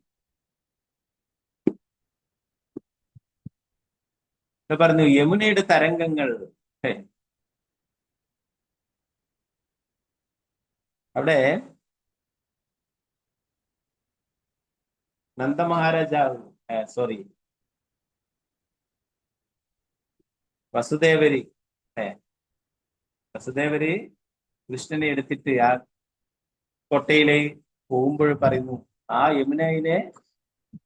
യമുന അത്രയും ഭഗവാനെ കാണാനായിട്ട് ആഗ്രഹിക്കുകയും അങ്ങനെ യമുനയുടെ ആ തരംഗങ്ങൾ അല്ലെ, യമുന ഉയർന്നുയർന്നു വന്നിട്ട് ആ ഭഗവാന്റെ പാദങ്ങളിൽ സ്പർശിക്കുകയും ചെയ്തു. വസുദേവരെ കൊട്ടയിലെടുത്തിട്ട് തലയിൽ വെച്ചിട്ട് പോകുന്നതാണ് അല്ലെ. യമുനക്ക് കാണാനായിട്ട് സാധിക്കും. അപ്പൊ യമുന കാണാനുള്ള ആഗ്രഹം കൊണ്ട് ഉയർന്നുയർന്നു വരികയും ആ ഓളങ്ങൾ ആ ഭഗവാന്റെ പാദങ്ങളിൽ അഭിഷേകം ചെയ്യുകയും ഭഗവാനെ സ്പർശിക്കുകയും ചെയ്തു. അങ്ങനെ ഓരോരോ ജീവികളും എല്ലാം തന്നെ വൃന്ദാവനത്തിലെ വൃക്ഷങ്ങളൊക്കെ കണ്ടിട്ടുണ്ടാവും. അതൊക്കെ ഭഗവാനെ നമസ്കരിക്കുന്ന തരത്തിലാണ് എല്ലാ വൃക്ഷങ്ങളും. നമ്മുടെ നാട്ടില് തെങ്ങൊക്കെ പോലെ ഇങ്ങനെ നീളായിട്ട് പോയതല്ല അല്ലെ. അതൊക്കെ പോയി കഴിഞ്ഞാൽ കാണാൻ പറ്റും എല്ലാ മരങ്ങളും എന്താ പറയാ മുകളിലോട്ട് പോയിട്ട് വീണ്ടും താഴോട്ടേക്ക് തന്നെ വരുന്നതായിട്ട് കാണും അല്ലെ. ആചാര്യന്മാർ വരുന്നത് അവരൊക്കെ ഭഗവാനെ നമസ്കരിച്ചുകൊണ്ടിരിക്കുന്നത്. അതുപോലെ തന്നെ പല വൃക്ഷങ്ങളും പറയുന്നു ഭഗവാന്റെ ലീലയിലുള്ളവരാണ് അവരൊക്കെ. നമ്മുടെ ഭൗതികമായിട്ടുള്ള കണ്ണുകൾ കൊണ്ട് ചേർന്ന് നമുക്ക് മനസ്സിലാക്കാനായിട്ട് സാധിക്കില്ല. എന്നാൽ അവരൊക്കെ ഭഗവാന്റെ ആ ലീലയിലുള്ളവരാണ്. എല്ലാവരും വൈഷ്ണവരാണ്, എല്ലാവരും ഭഗവാന്റെ സേവകരാണ്.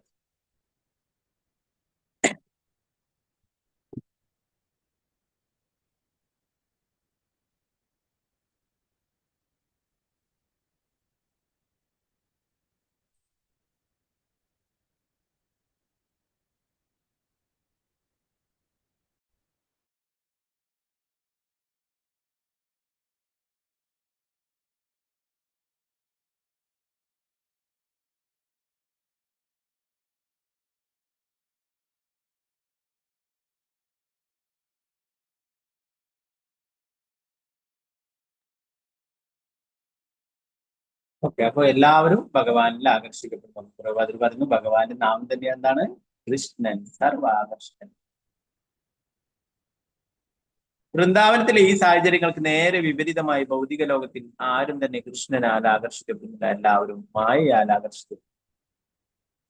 ആധ്യാത്മിക ലോകവും ഭൗതിക ലോകവും തമ്മിലുള്ള വ്യത്യാസം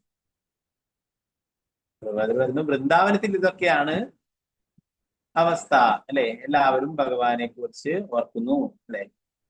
സാധാരണ ആൾക്കാർ പറയുന്നു ഗോപികമാരടുത്തൊക്കെ പോയിട്ട് വെണ്ണയൊക്കെ മോഷ്ടിച്ചിട്ട് അല്ലെ പരാതി പറയാനായിട്ട് വരുന്നു. ആ ഗോപികമാർ രാവിലെ തന്നെ ആ പാലൊക്കെ എടുത്തിട്ട് വെണ്ണ കടയാൻ തുടങ്ങുമ്പോൾ തന്നെ ഭഗവാനെയാണ് ഓർക്കുക എന്ന് പറയുന്നത്, കൃഷ്ണനെ ഓർക്കും. അതുകൊണ്ടാണ് ഭഗവാൻ അതൊക്കെ മോഷ്ടിക്കാനായിട്ട് വരുന്നത്. അപ്പോൾ എപ്പോഴും ഭഗവാനെ കുറിച്ചിട്ടാണ് ഓർക്കുന്നത്.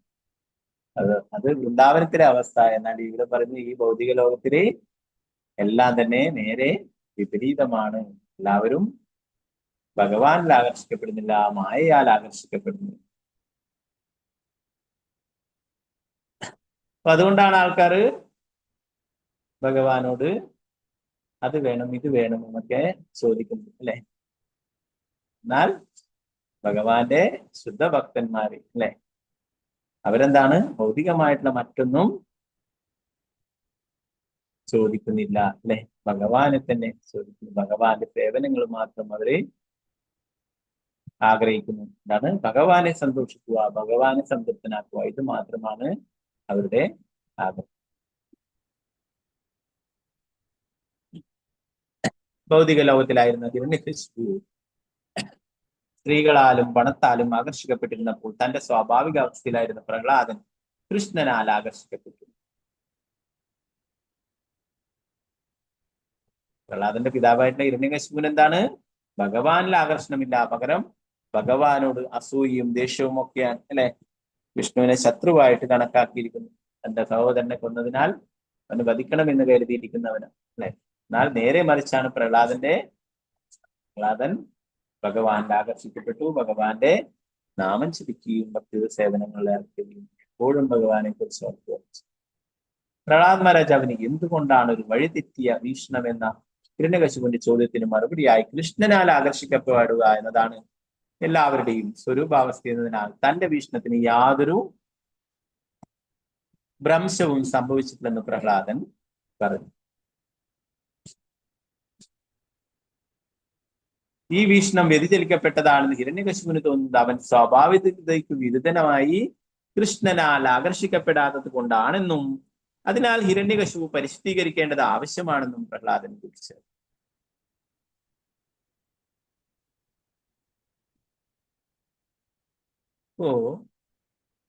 സാധാരണയായിട്ട് ആൾക്കാരൊക്കെ പറയും ചിലപ്പോഴൊക്കെ കൂടുതൽ സീരിയസ് ആയിട്ട് ഭക്തിയൊക്കെ ചെയ്യുമ്പോൾ എന്താണ് ഭക്തി എന്ന് പറഞ്ഞാൽ ഇങ്ങനെ ഉണ്ടാവും എന്നൊക്കെ പറഞ്ഞ ആൾക്കാർ.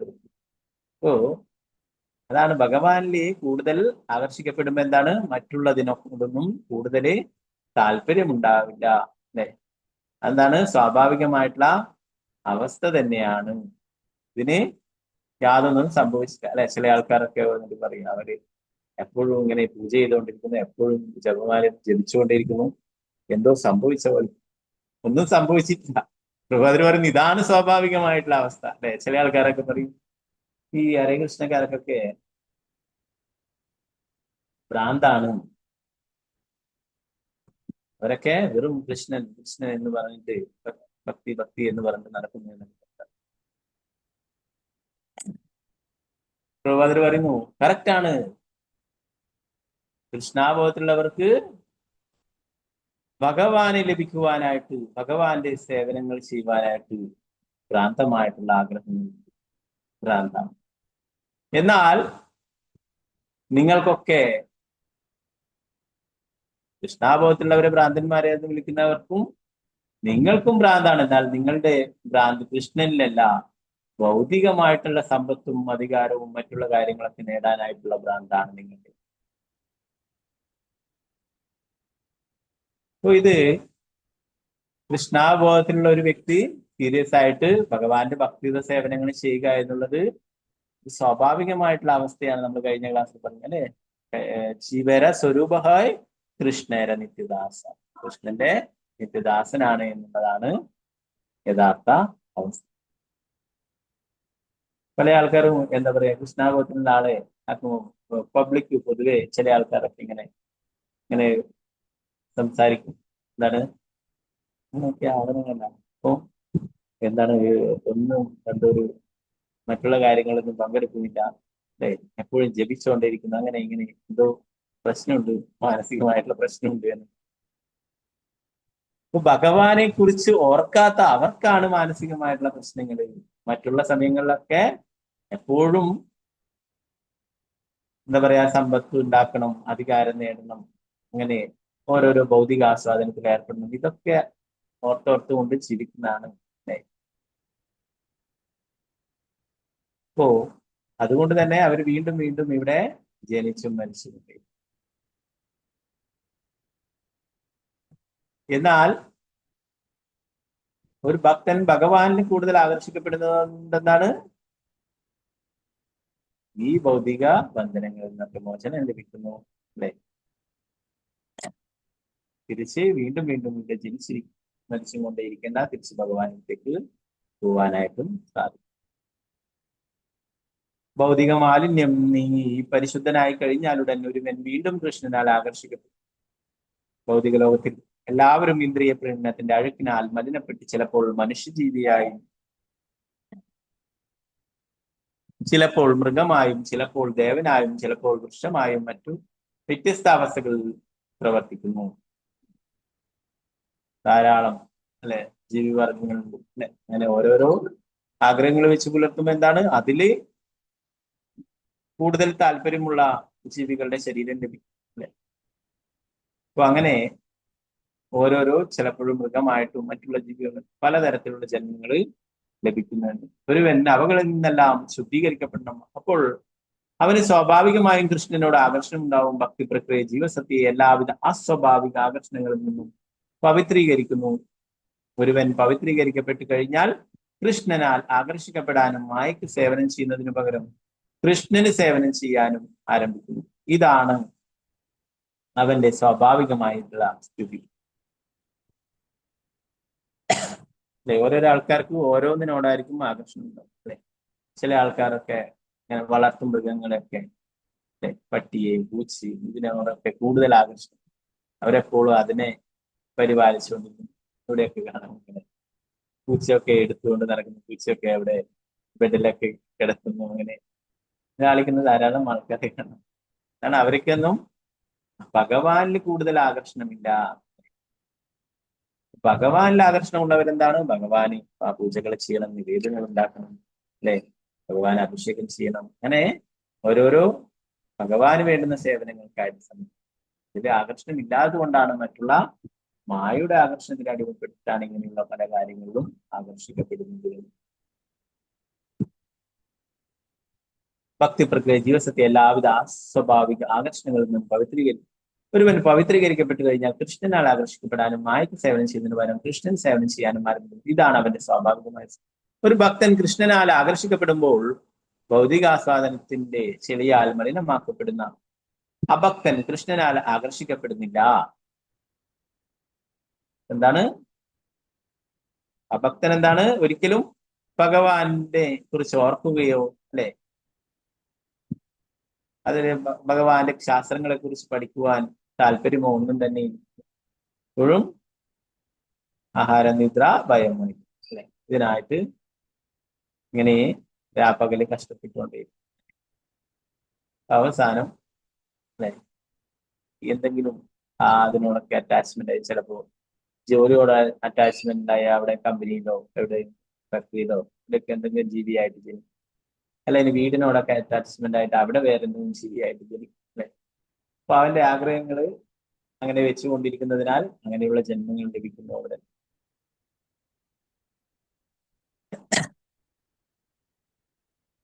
പൂർവജന്മങ്ങളിലും ഈ ജന്മത്തിലും പുണ്യകർമ്മങ്ങൾ ചെയ്തിട്ടുള്ളവർ അവരുടെ പാപഫലങ്ങൾ നിർമാർജനം ചെയ്ത് ദ്വന്ദ്മോഹങ്ങളിൽ നിന്ന് വിമുക്തരാകുന്നു. അങ്ങനെ അവർ ദൃഢനിശ്ചയത്തോടെ എന്റെ സേവനത്തിൽ മുഴുകുന്നു. ഒരുവൻ നിശ്ചയമായും ഭൗതികാസ്വാദന്റെ പാപച്ചെളിയിൽ നിന്ന് മോചിതനാകണം. ഈ ഭൗതിക ലോകത്തിലെ എല്ലാവരും ഭൗതികാഭിലാഷങ്ങൾ മലിനമാണ്.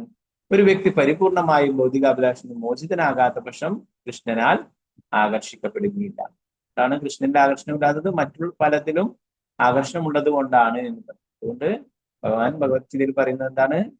ഭഗവാനിലെ ആകർഷണം ഉണ്ടാവണം. എന്നാൽ മറ്റുള്ളതിനോടൊന്നും തന്നെ ഭൗതികമായിട്ടുള്ളതോടൊന്നും തന്നെ കൂടുതൽ അറ്റാച്ച്മെന്റ് ഉണ്ടാവുകയുമില്ല എന്നാണ് പറയുന്നത്.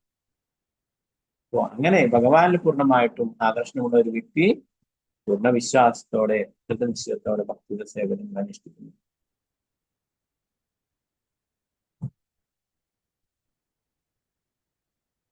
പിന്നീട് അടുത്ത ശ്ലോകത്തിൽ പറയുന്നു, നാരദ മഹാമുനി പറഞ്ഞു, ശുക്രാചാര്യന്റെ പുത്രന്മാരും തന്റെ ഗുരുക്കന്മാരെ ശണ്ഡനോടും അമർക്കനോടും പറഞ്ഞതിനു ശേഷം മഹാത്മാവായ പ്രഹ്ലാദൻ മൗനം ഭജിച്ചു. ബ്രാഹ്മണൻ എന്ന് അറിയപ്പെടുന്ന ശണ്ഡനും അമർക്കനും അവനോട് കോപിച്ചു. ഹിരണ്യകശിപുവിന്റെ ഭൃത്യന്മാരായതിനാൽ പ്രഹ്ലാദന്റെ വാക്കുകൾ കേട്ട് വളരെയധികം കുണ്ഠിതരായ അവർ അവനോട് ശാസന രൂപത്തിൽ ഉത്തരവായി.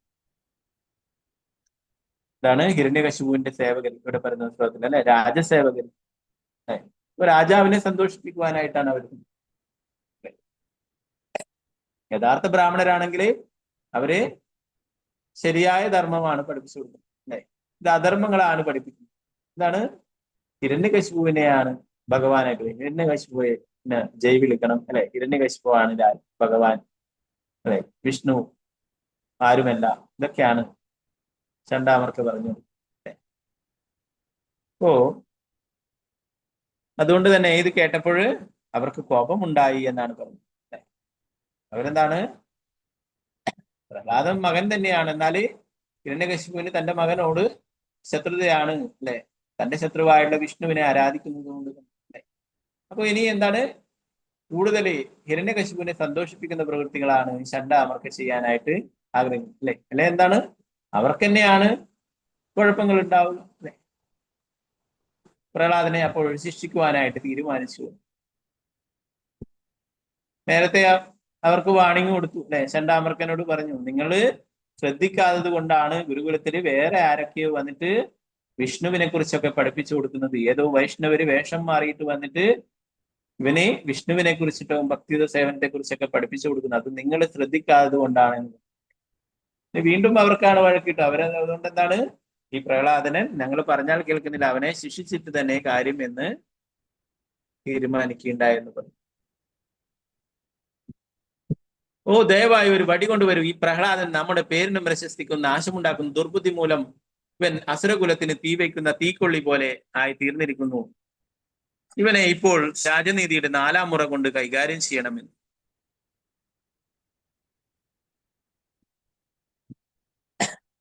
എന്താണ്, നമുക്ക് തന്നെ അപകടമുണ്ടാക്കും, ഇവൻ നാശമുണ്ടാക്കും എന്നാണ് പറയുന്നത്. നമ്മുടെ പേരിനും പ്രശസ്തിക്കും അസുരകുലത്തിനും തന്നെ നാശമുണ്ടാക്കുന്നതാണ്. എന്താണ്, അസുരന്മാരിൽ നിന്ന് വ്യത്യസ്തമായിട്ട് ഭഗവാനെ ആരാധിക്കുന്നു അല്ലെ, ഭഗവാന്റെ നാമം ജപിക്കുന്നു. അതുകൊണ്ട് എന്താണ്, ഇവനെ കൈകാര്യം ചെയ്യണം, ഇവന് ദണ്ഡനം നൽകണം എന്നാണ് പറയുന്നത്. 4-ാം മുറ ഇവിടെ മഹാഭാരതത്തിൽ പ്രഭുപാദർ പറയുന്നു, രാഷ്ട്രീയ കാര്യങ്ങളിൽ ഒരു വ്യക്തി ഭരണകൂടത്തിന് ഒരു അനുസരണയില്ലാതെ പ്രക്ഷോഭം ഉയർത്തുമ്പോൾ അവനെ അടിച്ചമർത്തുന്നതിന് 4 രീതികളാണ് ഉപയോഗിക്കുന്നത്. സാമവേദ ദാന ദണ്ഡങ്ങൾ. മറ്റു വാദങ്ങളൊന്നും ഇല്ലാതെ വരുമ്പോൾ അവൻ ദണ്ഡിക്കപ്പെടുന്നു. അവസാനത്തെയാണ് മർദ്ദനം, അടി എന്ന് പറയുന്നത് അല്ലെ. അപ്പൊ അതുകൊണ്ട് വടി കൊണ്ടുവരാനായിട്ടാണ് പറയുന്നത്. ഉപദേശിച്ചു നോക്കി അല്ലെ, അതിലൊന്നും യാതൊരു രക്ഷയില്ല. അവരെ ചണ്ടാമർക്കനെ ഗുരുക്കന്മാരെ അങ്ങോട്ട് പഠിപ്പിച്ചു കൊടുക്കുന്നതാണ് അല്ലെ. എല്ലാവരും ഭഗവാനിൽ ആകർഷിക്കണം, എല്ലാവരും ഭഗവാന്റെ സേവകരാകണം, ഇതൊക്കെയാണ് പറഞ്ഞു കൊടുക്കുന്നത് അല്ലെ. അപ്പൊ അതുകൊണ്ട് എന്താണ്, ഇവനെ ഉപദേശിച്ചിട്ട് യാതൊരു കാര്യമില്ല, ഇവനെ അടി കൊടുക്കണം എന്നാണ് പറയുന്നത്. ഒരു വടിയെടുക്കൂ എന്ന് പറയും.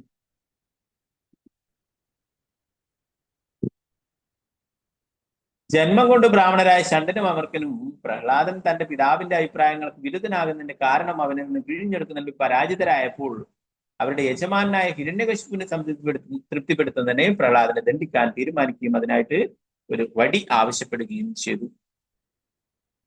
പ്രഹ്ലാദ് മഹാരാജാവ് ഒരു ഭക്തനായതിനാൽ അവനെ അവർ ദുർബുദ്ധി മൂലം കളങ്കപ്പെട്ടവനായും അസുരകുലത്തിലെ ഏറ്റവും മോശമായ പിൻഗാമിയായും കണ്ടു. അജ്ഞത അനുഗ്രഹമാകുന്നിടത്ത് അറിവ് ഭോഷത്വമാകുമെന്ന്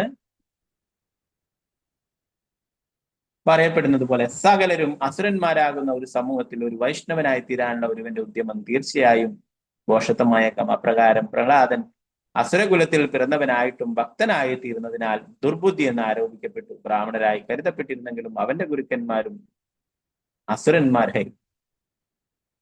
പ്രഹ്ലാദൻ അസുരകുലത്തിൽ പിറന്നു, അല്ലെ? അസുരന്മാര് ചെയ്യുന്നത് പോലുള്ള ദുഷ്പ്രവൃത്തികളൊന്നും ചെയ്യുന്നില്ല, പകരം വിഷ്ണുവിനെ ആരാധിക്കുന്നു, ഭഗവാന്റെ നാമം ജപിക്കുന്നു. അതുകൊണ്ട് എന്താണ്, ഇവനെ ദുർബുദ്ധിയാണ്, അല്ലെ, നമ്മുടെ കുലത്തിന് നാശം ഉണ്ടാക്കുന്നവനാണ് എന്നൊക്കെ പറഞ്ഞിട്ട് കുറ്റപ്പെടുത്തുന്നു, അല്ലെ? എന്നാൽ യഥാർത്ഥത്തിൽ ബ്രാഹ്മണരായിട്ടുള്ള ആ ശുക്രാചാര്യരുടെ പുത്രന്മാര് ചണ്ടാമർക്ക് എന്താണ്, ആ ഗുരുക്കന്മാര് യഥാർത്ഥത്തിൽ അവര് ബ്രാഹ്മണരല്ല, അവര് അസുരന്മാരാണ്, അസുരന്മാരെ പോലെയാണ് പെരുമാറുന്നത്. അതിൽ പറയുന്നു, പ്രഹ്ലാദ് മഹാരാജാവിൻ്റെതിന് സമാനമായ അവസ്ഥയിലാണ് കൃഷ്ണാബോധ പ്രസ്ഥാനത്തിലെ ഞങ്ങളുടെ അംഗങ്ങളും. ലോകത്തിലെമ്പാടുമുള്ള ജനങ്ങളിൽ 99% നിരീശ്വരവാദികളായ അസുരന്മാരാകിയാൽ പ്രഹ്ലാദ് മഹാരാജാവിന്റെ കാലടികൾ പിന്തുടർന്ന് ഞങ്ങൾ നടത്തുന്ന കൃഷ്ണാബോധ പ്രഭാഷണങ്ങൾക്ക് ധാരാളം വിഘ്നങ്ങൾ നേരിടേണ്ടി വരുന്നു. അതിൽ പറയുന്നു, പ്രഹ്ലാദ് മഹാരാജാവിനെ പോലെ തന്നെയാണ് ഞങ്ങളുടെ അവസ്ഥ എന്നത്. അതാണ് ലോകത്തിലെ എല്ലാവരും എന്താണ്, നിരീശ്വരവാദികളാണ്. 99% നിരീശ്വരവാദികളായിട്ടുള്ള അസുരന്മാരാണ് ഹിരണ്യകശിപുവിനെ പോലുള്ള എന്നുള്ളത്. അപ്പൊ അവരുടെ അടുത്ത് ഭക്തിയുത സേവനങ്ങൾ അനുഷ്ഠിക്കുക, അപീൽ ചെയ്യുക എന്നത് ബുദ്ധിമുട്ടാണെന്ന് പറഞ്ഞു. കൃഷ്ണാബോധ പ്രഭാഷണങ്ങൾക്ക് വേണ്ടി സർവവും ബലികഴിപ്പിച്ച അമേരിക്കയിലെ യുവജനങ്ങൾ ഭക്തന്മാരായി പോയത് കണ്ടു മാത്രം CIA ചാരന്മാരെന്ന് കുറ്റാരോപിതരായി, അതിലുപരി ബ്രാഹ്മണ കുടുംബത്തിൽ ജനിച്ചാൽ മാത്രമേ ഒരുവന് ബ്രാഹ്മണനാകാൻ കഴിയുകയുള്ളൂ എന്ന് പറയുന്ന ഇന്ത്യയിലെ ജാതി ബ്രാഹ്മണർ ഞങ്ങൾ ഹിന്ദുമത സമ്പ്രദായം നശിപ്പിക്കുന്നുവെന്നും ഞങ്ങൾക്ക് മേലെ ആരോപണം ഉന്നയിച്ചു. ശ്രീല പ്രഭുപാദര് ഇന്ത്യയില് ചെറിയ ശ്രമങ്ങളൊക്കെ നടത്തിയിരുന്നു കൃഷ്ണാബോധം പ്രചരിപ്പിക്കാൻ. അതൊന്നും അത്ര കണ്ട് വിജയിച്ചിരുന്നു. ഇതാണ് തന്റെ ഗുരു പറഞ്ഞത് തന്നെയാണ് തനിക്ക് ചെയ്യാനായിട്ടുള്ളത് എന്ന് കരുതിയിട്ട്, അല്ലെ, ഭക്തി സിദ്ധാന്ത സരസ്വതി തന്റെ ഗുരു പ്രഭുപാദന്റെ ഗുരു പറഞ്ഞിട്ടുള്ള എന്താണ്, വിദേശത്ത് പോയിട്ട് കൃഷ്ണാബോധം പ്രചരിപ്പിക്കുക, പണമുണ്ടാകുമ്പോൾ പുസ്തകങ്ങൾ അച്ചടിച്ച് വിതരണം ചെയ്യാനായി. അപ്പൊ അത് തന്നെ തീരുമാനിച്ചു. അങ്ങനെ അമേരിക്കയിലേക്ക് പോയിട്ട് അവിടെ കൃഷ്ണാബോധം പ്രചരിപ്പിക്കുകയുണ്ടായി. അവിടെയുള്ളവരൊക്കെ ഭഗവാന്റെ ഭക്തന്മാരാക്കി മാറ്റുകയുണ്ടായി. അവർക്ക് ഭഗവത്ഗീതയും ഭാഗവതവും ഒക്കെ പറഞ്ഞു കൊടുത്തു, അവരെ പൂജകളൊക്കെ പഠിപ്പിച്ചു. അപ്പോ അവരാണ് പിന്നീട് പ്രഭുപാദരുടെ കൂടെ എപ്പോഴും ഭക്തിയുത സേവനങ്ങളിൽ സഹായിക്കാനായിട്ടുണ്ടായി. അപ്പൊ അതിൽ തന്നെ ബ്രാഹ്മണിക്ക് ദീക്ഷയൊക്കെ നൽകി അവരെ. ഇതൊന്നും ഈ ഇന്ത്യയിലുള്ളവർക്ക് ഇഷ്ടപ്പെട്ടിരുന്നില്ല എന്നാണ് പറയുന്നത്.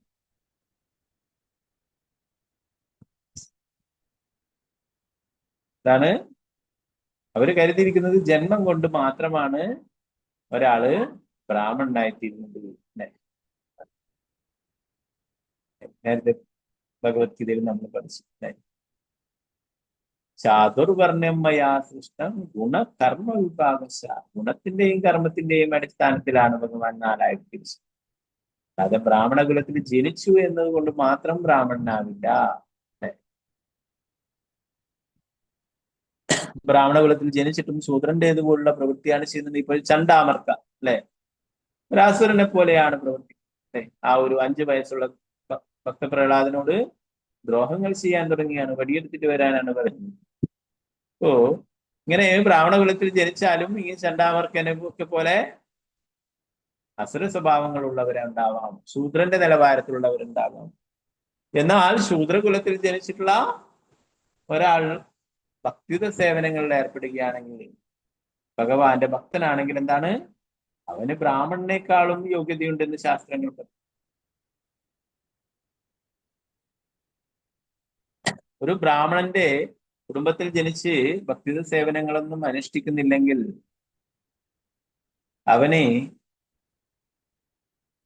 അവനെ തന്നെ രക്ഷിക്കുവാൻ കഴിയില്ല. എന്നാൽ ഒരു ശൂദ്രന്റെ കുടുംബത്തിലുള്ള ഒരാൾ ഭക്തിയുത സേവനങ്ങളിൽ ഏർപ്പെടുകയാണെങ്കിൽ എന്താണ്, അദ്ദേഹത്തിന് തന്നെയും തന്റെ കുടുംബത്തെയും തന്നെ രക്ഷിക്കുവാനായിട്ടും സാധിക്കും. ജന്മം കൊണ്ടല്ല, അല്ലെ, ആ കർമ്മങ്ങളിലൂടെ, പ്രവൃത്തികളിലൂടെ ആണ് ഇത് വിലയിരുത്തപ്പെടുന്നത്. ഗുണത്തിന്റെയും കർമ്മത്തിന്റെയും അടിസ്ഥാനത്തിലാണ് ബലി. വലിയ വലിയ ബ്രാഹ്മണരൊക്കെ ഉണ്ടായിരുന്നു, നിരീശ്വരവാദികളായിട്ട്. നമ്മുടെ കേരളത്തിൽ തന്നെ ഉണ്ടായിരുന്നു വലിയ വലിയ ബ്രാഹ്മണരൊക്കെ. അപ്പൊ അവരൊക്കെ വലിയ സ്ഥാനങ്ങളിലൊക്കെ ഉണ്ടായിരുന്നു. എന്നാൽ അവര് നിരീശ്വരവാദികളായിരുന്നു. പൂണൂലൊക്കെ പൊട്ടിച്ച് ചാടിയിട്ടൊക്കെ. അപ്പൊ അവരെ ബ്രാഹ്മണൻ എന്ന് വിളിക്കാൻ കഴിയില്ല അല്ലെ. ബ്രാഹ്മണന്റേതായിട്ടുള്ള യോഗ്യതകളുണ്ട്, ചുമതലകളുണ്ട് അല്ലെ. ഇത് പാലിക്കുന്നില്ലെങ്കിൽ എന്താണ് അവൻ ബ്രാഹ്മണനല്ല. അപ്പൊ എന്നാൽ ഇവിടെ പ്രഭുപാദരുടെ കൂടെ അമേരിക്കയിൽ നിന്നും വന്നിട്ടുള്ളവരൊക്കെ, ആ ബ്രഹ്മചാരികളൊക്കെ, അവരൊക്കെ എല്ലാ 4 നിയമങ്ങൾ പാലിക്കുന്നവരാണ്. ഭഗവാന്റെ സേവനങ്ങളിൽ മുഴുവൻ സമയവും ഏർപ്പെട്ടിരിക്കുന്നവരാണ്. അപ്പൊ അവരെയൊക്കെ കൊണ്ടാണ് പ്രഭുപാദർ ഇന്ത്യയിൽ വന്നത്. ഇപ്പോഴും ഇന്ത്യയിലെ ആൾക്കാർക്കൊക്കെ ഇതിനെ എതിർക്കുകയുണ്ടായി. ഇതെന്താണ്? ഫോറിനേഴ്സ് അല്ലെ, സാധാരണ പറയും വെള്ളക്കാർ. ഈ വെള്ളക്കാരൊക്കെ കാഷായ വസ്ത്രം ഇട്ടിട്ട് പൂണൂലൊക്കെ ഇട്ടിട്ട് ഇവിടെ വന്നിട്ട് പൂജകൾ ചെയ്യാൻ എന്താണ് ഇത്? ഇപ്പൊ ഇവിടെ നമ്മുടെ അമ്പലത്തിൽ പോലും ഇപ്പോഴും എന്താ പറയാ, റഷ്യക്കാരൊക്കെ വന്നു കഴിഞ്ഞാല് അവരൊക്കെ പൂജ ചെയ്യുന്നത് ഇങ്ങനെ ഒരു തരത്തിൽ ആൾക്കാരൊക്കെ നോക്കും. ചില ആൾക്കാർക്കൊന്നും അറിയാം, ചില ആൾക്കാരൊക്കെ അങ്ങനെ നോക്കും. ഇതെന്താണ്? വെള്ളക്കാരന് പൂണൂലോ എന്താണ്? അപ്പോ ഇതല്ല അല്ലെ. പ്രഭുപാദരിയുടെ പറയുന്നു എന്താണ്? അവരെല്ലാം അനുഷ്ഠിക്കുന്നു, എല്ലാ 4 നിയമങ്ങളും ഒക്കെ പാലിച്ചുകൊണ്ടാണ് ജീവിക്കുന്നത്. അപ്പൊ അവരാണ് ഈ സനാതന ധർമ്മം ലോകം മുഴുവൻ പ്രചരിപ്പിക്കുന്നത്, അല്ലാതെ ഇതിനെ നശിപ്പിക്കുന്നവരല്ല.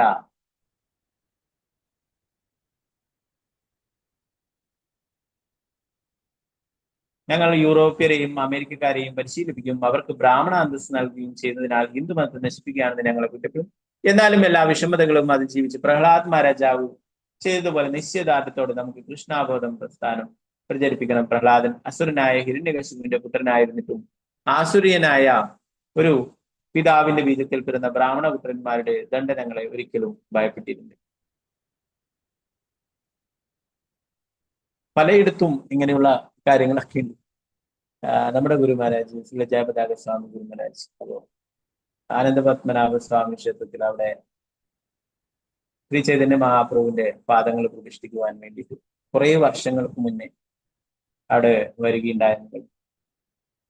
അപ്പോഴേ അവിടെയുള്ള സെക്യൂരിറ്റിക്കാർ തടഞ്ഞു നിർത്തുകയുണ്ടായി അല്ലെ. അവിടെയൊക്കെ കുറെ സെക്യൂരിറ്റി ഉള്ളതാണ് അല്ലെ. അവര് ഇവിടെ ഇങ്ങനെ ഫോറിനേഴ്സിനൊന്നും പ്രവേശനമില്ല എന്നൊക്കെ ഗുരുമഹാരാജിന്റെ ഇന്ത്യൻ പാസ്പോർട്ട് എടുത്ത് കാണിച്ചു. നേരത്തെ തന്നെ ബംഗാളിലുള്ള എല്ലാവരും ആവശ്യപ്പെട്ടിട്ട് ബംഗാളില് പ്രളയം ഉണ്ടായപ്പോഴും മറ്റുമൊക്കെ ധാരാളം സേവനങ്ങൾ ചെയ്യുകയുണ്ടായി, അവരൊക്കെ സംരക്ഷിക്കുകയുണ്ടായി. അപ്പൊ അവരൊക്കെ സർക്കാരിന് നിവേദനം കൊടുക്കുകയുണ്ടായി, ഗുരുമഹാരാജിന് ഇന്ത്യൻ പാസ്പോർട്ട് നൽകണം അങ്ങനെ പറഞ്ഞിട്ട്. അപ്പോ അങ്ങനെ അത് ലഭിക്കുകയുണ്ടായി. അപ്പൊ ആ സെക്യൂരിറ്റിക്കാരനൊക്കെ അമ്പരം കൂടി. പിന്നീട് അതിനെ ഇവിടെ ചൈതന്യ മഹാപ്രഭു പാദങ്ങളൊക്കെ കൊടുക്കും. അപ്പൊ അതിനെയൊക്കെ എതിർക്കില്ല, അതൊന്നും ഇവിടെ നടക്കില്ല. അങ്ങനെയൊക്കെ അവിടെ ഇന്നത്തെ ഒരു മഹാരാജാവ് വന്നു ഗുരുമഹാരാജിന്റെ സെക്രട്ടറി. അപ്പൊ അദ്ദേഹം പറയുകയുണ്ടായിരുന്നു, ഇതൊക്കെ നേരത്തെ പെർമിഷനൊക്കെ എടുത്താണ് നിങ്ങൾ ആധികാരികമായിട്ടുള്ള വ്യക്തികളൊക്കെ അറിയിക്കൂ എന്ന്. അങ്ങനെ പിന്നീട് അവിടുത്തെ രാജാവും അവരൊക്കെ വന്നിട്ട് സംസാരിക്കുകയും ഇതൊക്കെ പെർമിഷൻ നൽകുകയും ചെയ്യും. ഇങ്ങനെ ചില ആൾക്കാർ അങ്ങനെയാണ്, അത് ദൂരെ നിന്ന് കണ്ടു കഴിഞ്ഞാൽ തന്നെ അവരങ്ങനെയാണ് ഇങ്ങനെയാണ് എന്നൊക്കെ പറഞ്ഞിട്ട് ഒരു എന്താ പറയാ ആയുധം കൽപ്പിക്കുന്ന പോലെ അല്ലെ. ഗുരുമഹാരാജ് എത്രയോ കാലമായിട്ട് എന്താ പറയാ ഇവിടെ മായാപ്പൂരിൽ ഇങ്ങനെ പ്രഭുപാദരി നൽകിയിട്ടുള്ളതാണ് ഈ മായാപ്പൂർ ഡാം. അവിടെ അതൊന്നും അറിയാത്ത ചില ആൾക്കാര് ഇങ്ങനെയുള്ള കാര്യങ്ങളൊക്കെ പറയും. അപ്പൊ പിന്നീട് അതൊക്കെ പ്രതിഷ്ഠിക്കുകയുണ്ടായി. ഓ അങ്ങനെ ധാരാളം ആൾക്കാരെ കാണാം പല സ്ഥലങ്ങളിലും. അങ്ങനെ എന്താ പറയാ വെള്ളക്കാരാണ് അങ്ങനെ എന്നൊക്കെ പറഞ്ഞിട്ട് അവരും ഭഗവാൻ സേവനം അല്ലേ. ഭഗവാന് വെളുത്തതെന്നോ കറുത്തതെന്നോ ഇങ്ങനെ ശൂദ്രനെന്നോ ബ്രാഹ്മണെന്നോ തരംതിരിവില്ല. ഭഗവാന്റെ സേവകരായിട്ടുള്ളവരൊക്കെ തന്നെയും ഭഗവാന് പ്രിയപ്പെട്ടവരാണ്. നോക്കിക്കഴിഞ്ഞാൽ നമുക്ക് കാണാൻ പറ്റും പ്രഭുപാദരുടെ ശിഷ്യന്മാരൊക്കെ കൂടുതൽ പേരും വിദേശത്തുള്ളവരാണ്. മഹാരാജാക്കന്മാരൊക്കെ കാണാൻ. ഇന്ത്യയില് ഏതൊരു ബ്രാഹ്മണനാണ് അല്ലെ ഏതൊരു ഗുരുവാണ് ഇത്രയും കൂടുതൽ ശിഷ്യന്മാർക്ക് ദീക്ഷ നൽകുകയും അവരൊക്കെ സംരക്ഷിക്കുകയും ആരുമില്ല. പ്രഭുപാദർ 50,000 പേരെ ശിഷ്യന്മാരായിട്ട് സ്വീകരിക്കാൻ 60,000-ത്തിലൊക്കെ അധികം ശിഷ്യന്മാരുണ്ട് ലോകത്തിലുണ്ടായിരുന്നു. ഇതൊന്നും ഇന്ത്യയിലെ ഒരാൾക്ക് ബംഗാളി ഭാഷ സംസാരിക്കുക ബംഗാളിലുള്ളവർക്ക് സാധിക്കും, എന്നാൽ ഇന്ത്യയിലുള്ള മറ്റുള്ളവർക്കൊന്നും ബംഗാളിയിലാണ് പല ചൈതന്യ ചരിതാമൃതം മറ്റുള്ള പല ഗ്രന്ഥങ്ങളും. അതൊക്കെ അവർക്ക് മനസ്സിലില്ല. ഗുരുമഹാരാജ് അതൊക്കെ പ്രഭുപാദർ പണ്ടേ പ്രവേശികളായിരുന്നു. ബംഗാളി ഭാഷ സംസാരിക്കും, ബംഗാളിയിൽ പ്രീച്ച് ചെയ്യും, ബംഗാളിയിലെ ഗ്രന്ഥങ്ങളിൽ. അപ്പോ ഇവരൊക്കെ ഭഗവാന്റെ നിത്യസേവയിലുള്ളവരാണ്. അവര് ഓരോ സ്ഥലങ്ങളിലും പ്രചരണത്തിനായിട്ട് അങ്ങനെ വന്നിരിക്കുന്നു എന്ന് മാത്രം. ധാരാളം ആൾക്കാരെ കാണാം. അങ്ങനെ ഒരാളെ കുറിച്ച് മാത്രമായിട്ട് പറയുന്നുണ്ട്. ധാരാളം പ്രഭുപാദർക്ക് ശിഷ്യന്മാരുണ്ട്. അവരൊക്കെ വിവിധ രാജ്യങ്ങളിൽ കൃഷ്ണാബോധം പ്രചരിപ്പിക്കുന്നു. അപ്പോ ഇത് ഇങ്ങനെ പറയുന്ന സ്മാർത്ത ബ്രാഹ്മണത്വം അവർക്കൊന്നും ഒരിക്കലും സാധിക്കുന്ന കാര്യമല്ല. അപ്പോ പ്രഭുപാദരുടെ ശിഷ്യന്മാരെന്ന് പറഞ്ഞു കഴിഞ്ഞാല് അവരൊക്കെ അത്രയും ഭഗവാന്റെ പ്രിയഭക്തന്മാരാണ്. അതുകൊണ്ടാണ് പ്രഭുപാദർ അവർക്കൊക്കെ ഓരോ ചുമതലകൾ നൽകിയിട്ടുള്ളത്. എന്നാലും പല ആൾക്കാരും എന്താ പറയാ അവരൊക്കെ പരിഹസിക്കുന്ന രീതിയിലൊക്കെ പെരുമാറുന്നത്. അതാണ് പ്രഭുപാദർ ഇങ്ങനെ പറയുന്നത്. എന്താണ് അവരെ എന്താ പറയാ ബ്രാഹ്മണരായിട്ട് അംഗീകരിക്കുവാൻ ഇങ്ങനെയുള്ള ആൾക്കാർ സ്മാർത്ത ബ്രാഹ്മണരൊന്നും തയ്യാറായിരുന്നില്ല.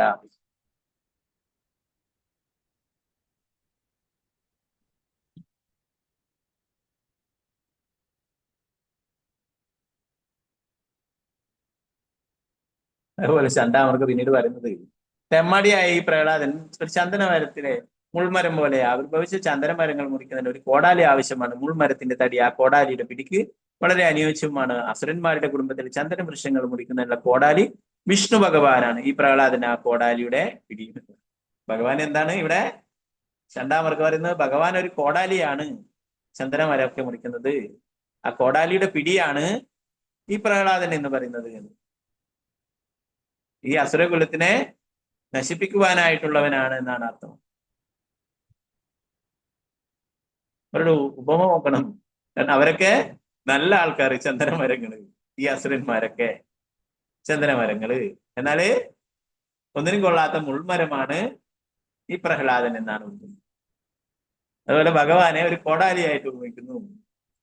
അപ്പൊ ഭഗവാന്റെ ആ കോടാലിയുടെ പിടിയാണ് ഈ പ്രഹ്ലാദൻ എന്നാണ്. തീർച്ചയായിട്ടും ഭഗവാന്റെ അല്ലെ സേവകരാണ് ഭക്തന്മാര്. ഇപ്പൊ പ്രഭുപാദരിയുടെ പറയുന്നു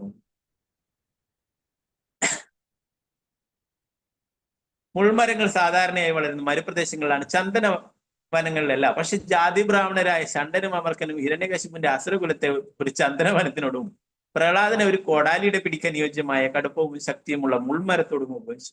അവർ വിഷ്ണു ഭഗവാനെ ഒരു കോടാലിയായി തന്നെ ഉപമിച്ചു. ഒരു കോടാലിക്ക് മാത്രമായി മുൾവൃക്ഷത്തെ മുറിക്കാനാവില്ല. അതിന് മുൾമരത്തിന്റെ കടുപ്പമുള്ള തടി കൊണ്ട് നിർമ്മിച്ച പിടി വേണം. പ്രകാരം ആസുരീയ സംസ്കാരത്തിന്റെ മുൾമരം വിഷ്ണു ഭക്തിയുടെ കോടാലിയാൽ ഖണ്ഡങ്ങളായി ഛേദിക്കപ്പെടും.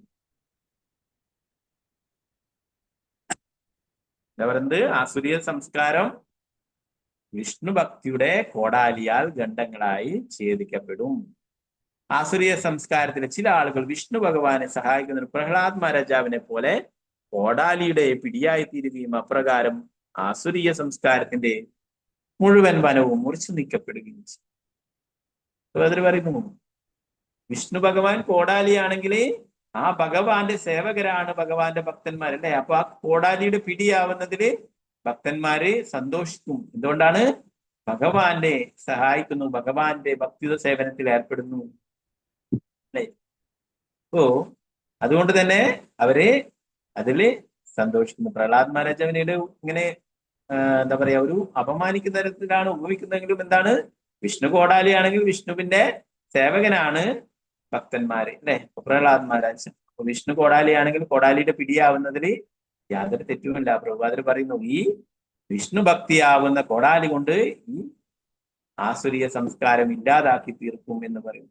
ഈ വനമൊക്കെ, ആസുരീയ സംസ്കാരത്തിന്റെ മുഴുവൻ വനവും സ്നേഹിക്കപ്പെടുകയും ചെയ്യുന്നതാണ്.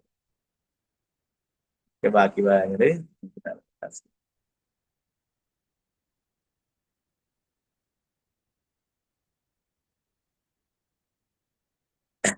യഥാർത്ഥത്തില് നമുക്കറിയാം അല്ലെ, അസുരന്മാര് അത്രയും ദുഷ്ടന്മാരായിട്ടുള്ളവരാണ് അല്ലെ. അവരാണ് യഥാർത്ഥത്തില് ഈ മുൾമരങ്ങളിൽ അല്ലെ.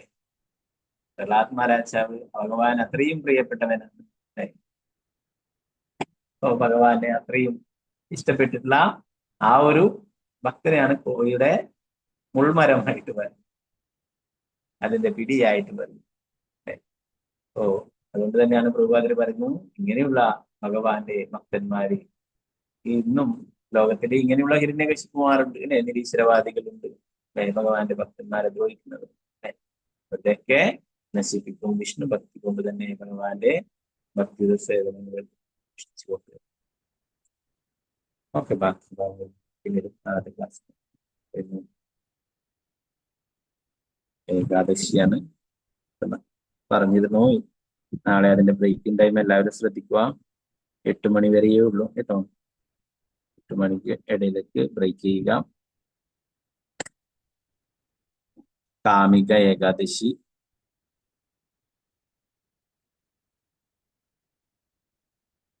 കാമിക ഏകാദശിയുടെ ആ മഹാത്മ്യം കൂടി പറഞ്ഞിട്ട് നമുക്ക് ക്ലാസ് വിളിച്ചു വെക്കാം.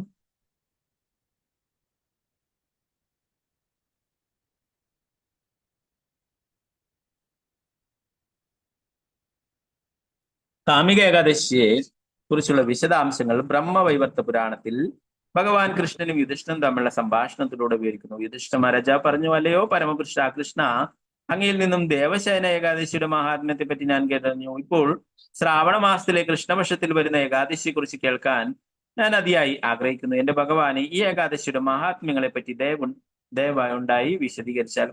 പത്മലോചനായ ഭഗവാൻ കൃഷ്ണൻ മറുപടിയോതി, അല്ലയോ രാജാവേ, ഒരുവന്റെ സർവ്വവിധ പാപങ്ങളെയും ഉന്മൂലനം ചെയ്യുന്ന ഈ ഏകാദശി വ്രതാനുഷ്ഠാനത്തെ പറ്റി ദയവായി ശ്രദ്ധാപൂർവം ശ്രമിച്ചുകൊള്ളൂ.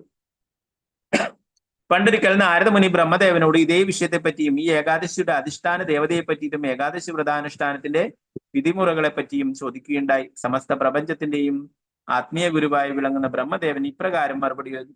ശ്രാവണ മാസത്തിലെ ശുക്ലപക്ഷത്തിൽ വരുന്ന ഈ ഏകാദശി കാമിക ഏകാദശി എന്ന നാമധേയത്തിൽ അറിയപ്പെടുന്നു. ഈ ഏകാദശിയെ പറ്റി ശ്രവിക്കുന്നതിലൂടെ ഒരുവന് ഈ വാജ്പേയ യത്നം ചെയ്ത പുണ്യഫലം ലഭിക്കുന്നു.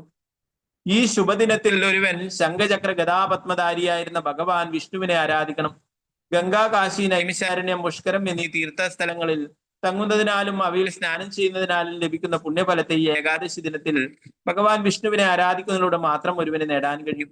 കേദാർനാഥിലോ കുരുക്ഷേത്രത്തിലോ സ്നാനം ചെയ്താലോ സൂര്യഗ്രഹണ സമയത്ത് വ്രതാനുഷ്ഠാനത്തിലോ ലഭിക്കാത്ത പുണ്യഫലങ്ങൾ അത്രയും തന്നെ ഈ ദിവസം ശ്രീകൃഷ്ണ ഭഗവാനെ ആരാധിക്കുന്നതുകൊണ്ട് മാത്രം ഒരുവൻ നേടുന്നു. അതിനാൽ കാമിക ഏകാദശി വ്രതം നോൽക്കുന്നതും ഭഗവാൻ വിഷ്ണുവിനെ ആരാധിക്കുന്നതും സമസ്ത ലോകരുടെയും അതിപ്രധാനമായ കർത്തവ്യമാകുന്നു. ഒരു താമര ഇലയിൽ പതിക്കുന്ന ജലത്തുള്ളികൾക്ക് അതിനെ സ്പർശിക്കാനാകാത്ത പോലെ കാമിക ഏകാദശിയുടെ പ്രഭാവത്താൽ ഒരുവൻ പാപകർമ്മങ്ങളിൽ നിന്നും വേറിട്ട് നിൽക്കുന്നു. ഈ ദിവസം ഭഗവാൻ ഹരിയെ തുളസീദളങ്ങളാൽ അർച്ചന ചെയ്യുന്ന ഒരുവൻ സകലവിധ പാപങ്ങളിൽ നിന്നും മുക്തി നേടുന്നു. തുളസി ദേവിയെ ദർശിക്കുന്നതിലൂടെ മാത്രം ഒരുവന്റെ സകലവിധ പാപങ്ങളും നശിപ്പിക്കപ്പെടുന്നു. തുളസി ദേവിയെ സ്പർശിക്കുന്നതിലൂടെ മാത്രം ഒരുവൻ ശുദ്ധഹൃദയനായിത്തീരുന്നു. തുളസി ദേവിക്ക് പ്രാർത്ഥനകൾ അർപ്പിക്കുന്നതിലൂടെ ഒരുവൻ രോഗശാന്തി അടയുന്നു. തുളസി ദേവിയെ സ്നാനം ചെയ്യിക്കുന്ന ഒരുവനെയും മരണത്തിന്റെ ദേവനായ യമരാജനെ ഭയപ്പെടേണ്ടതില്ല. തുളസി ദേവിയെ നട്ടുവളർത്തുന്നതിലൂടെ ഒരുവൻ ഭഗവാൻ ശ്രീകൃഷ്ണന്റെ നിത്യവാസസ്ഥാനമായ ഗോലോക വൃന്ദാവനത്തിൽ വസിക്കുവാൻ മാത്രം ഭാഗ്യശാലിയായിത്തീരുന്നു. പരമപുരുഷനായ ഭഗവാന്റെ പാദപത്മങ്ങളിൽ തുളസി ദളങ്ങൾ സമർപ്പിക്കുന്ന ഒരുവൻ ശുദ്ധഭക്തിയുത സേവനം എന്ന ഉത്കൃഷ്ടമായ നിധി പ്രാപ്തമാക്കുന്നു. ഏകാദശി ദിവസം തുളസി ദേവിക്ക് നെയ്ദീപം സമർപ്പിച്ച് പ്രണാമങ്ങൾ അർപ്പിക്കുന്ന ഒരുവൻ നേടുന്ന പുണ്യഫലത്തെ ചിത്രഗുപ്തന് പോലും അളന്നു തിട്ടപ്പെടുത്തുവാനാവില്ല. ബ്രഹ്മഹത്യ, ഭ്രൂണഹത്യ മുതലായ ഹീനമായ പാപകൃത്യങ്ങൾ പോലും നശിപ്പിക്കപ്പെടുമെന്നത് ഈ ഏകാദശിയുടെ അനുഷ്ഠാനത്താൽ ലഭിക്കുന്ന തുലവും അപ്രധാനമായ ഫലങ്ങളിൽ ഒന്നാണ്. ഈ ഏകാദശിയുടെ മഹാത്മ്യം വിശ്വാസത്തോടെ ശ്രവിക്കുകയോ വായിക്കുകയോ ചെയ്യുന്ന ഒരുവൻ നിശ്ചയമായും ഭഗവാൻ വിഷ്ണുവിന്റെ പരമധാമമായ വൈകുണ്ഠം പ്രാപിക്കുന്നു. കാമിക ഏകാദശി की जय, श्रील प्रभुपाद की जय, गुरु महाराज की जय, निताय गौर प्रेमानंदे, हरे बोल, हरे कृष्ण. അപ്പൊ ഇന്ന് തുളസി മഹാറാണിയെ കീർത്തിക്കുകയും തുളസി മഹാറാണിക്ക് ദീപം തെളിയിക്കാനും അതുപോലെ തന്നെ ഭഗവാന്റെ പാദങ്ങളിൽ തുളസി ദളങ്ങൾ വെക്കാനും ഒക്കെ ആയിട്ട് ആണ് പറയുന്നത് ഇതിന്റെ മഹാത്മ്യം. ഇത് അത്രയും എല്ലാ പാപങ്ങളെയും ഇല്ലാതാക്കി തീർക്കുന്ന ഏകാദശിയാണ്. ഹരേ കൃഷ്ണ. അപ്പൊ എന്തെങ്കിലും സംശയങ്ങൾ ഉണ്ടെങ്കിൽ കയ്യെത്താം, എന്തെങ്കിലും ക്ലാസ്സിൽ ചോദിക്കാം.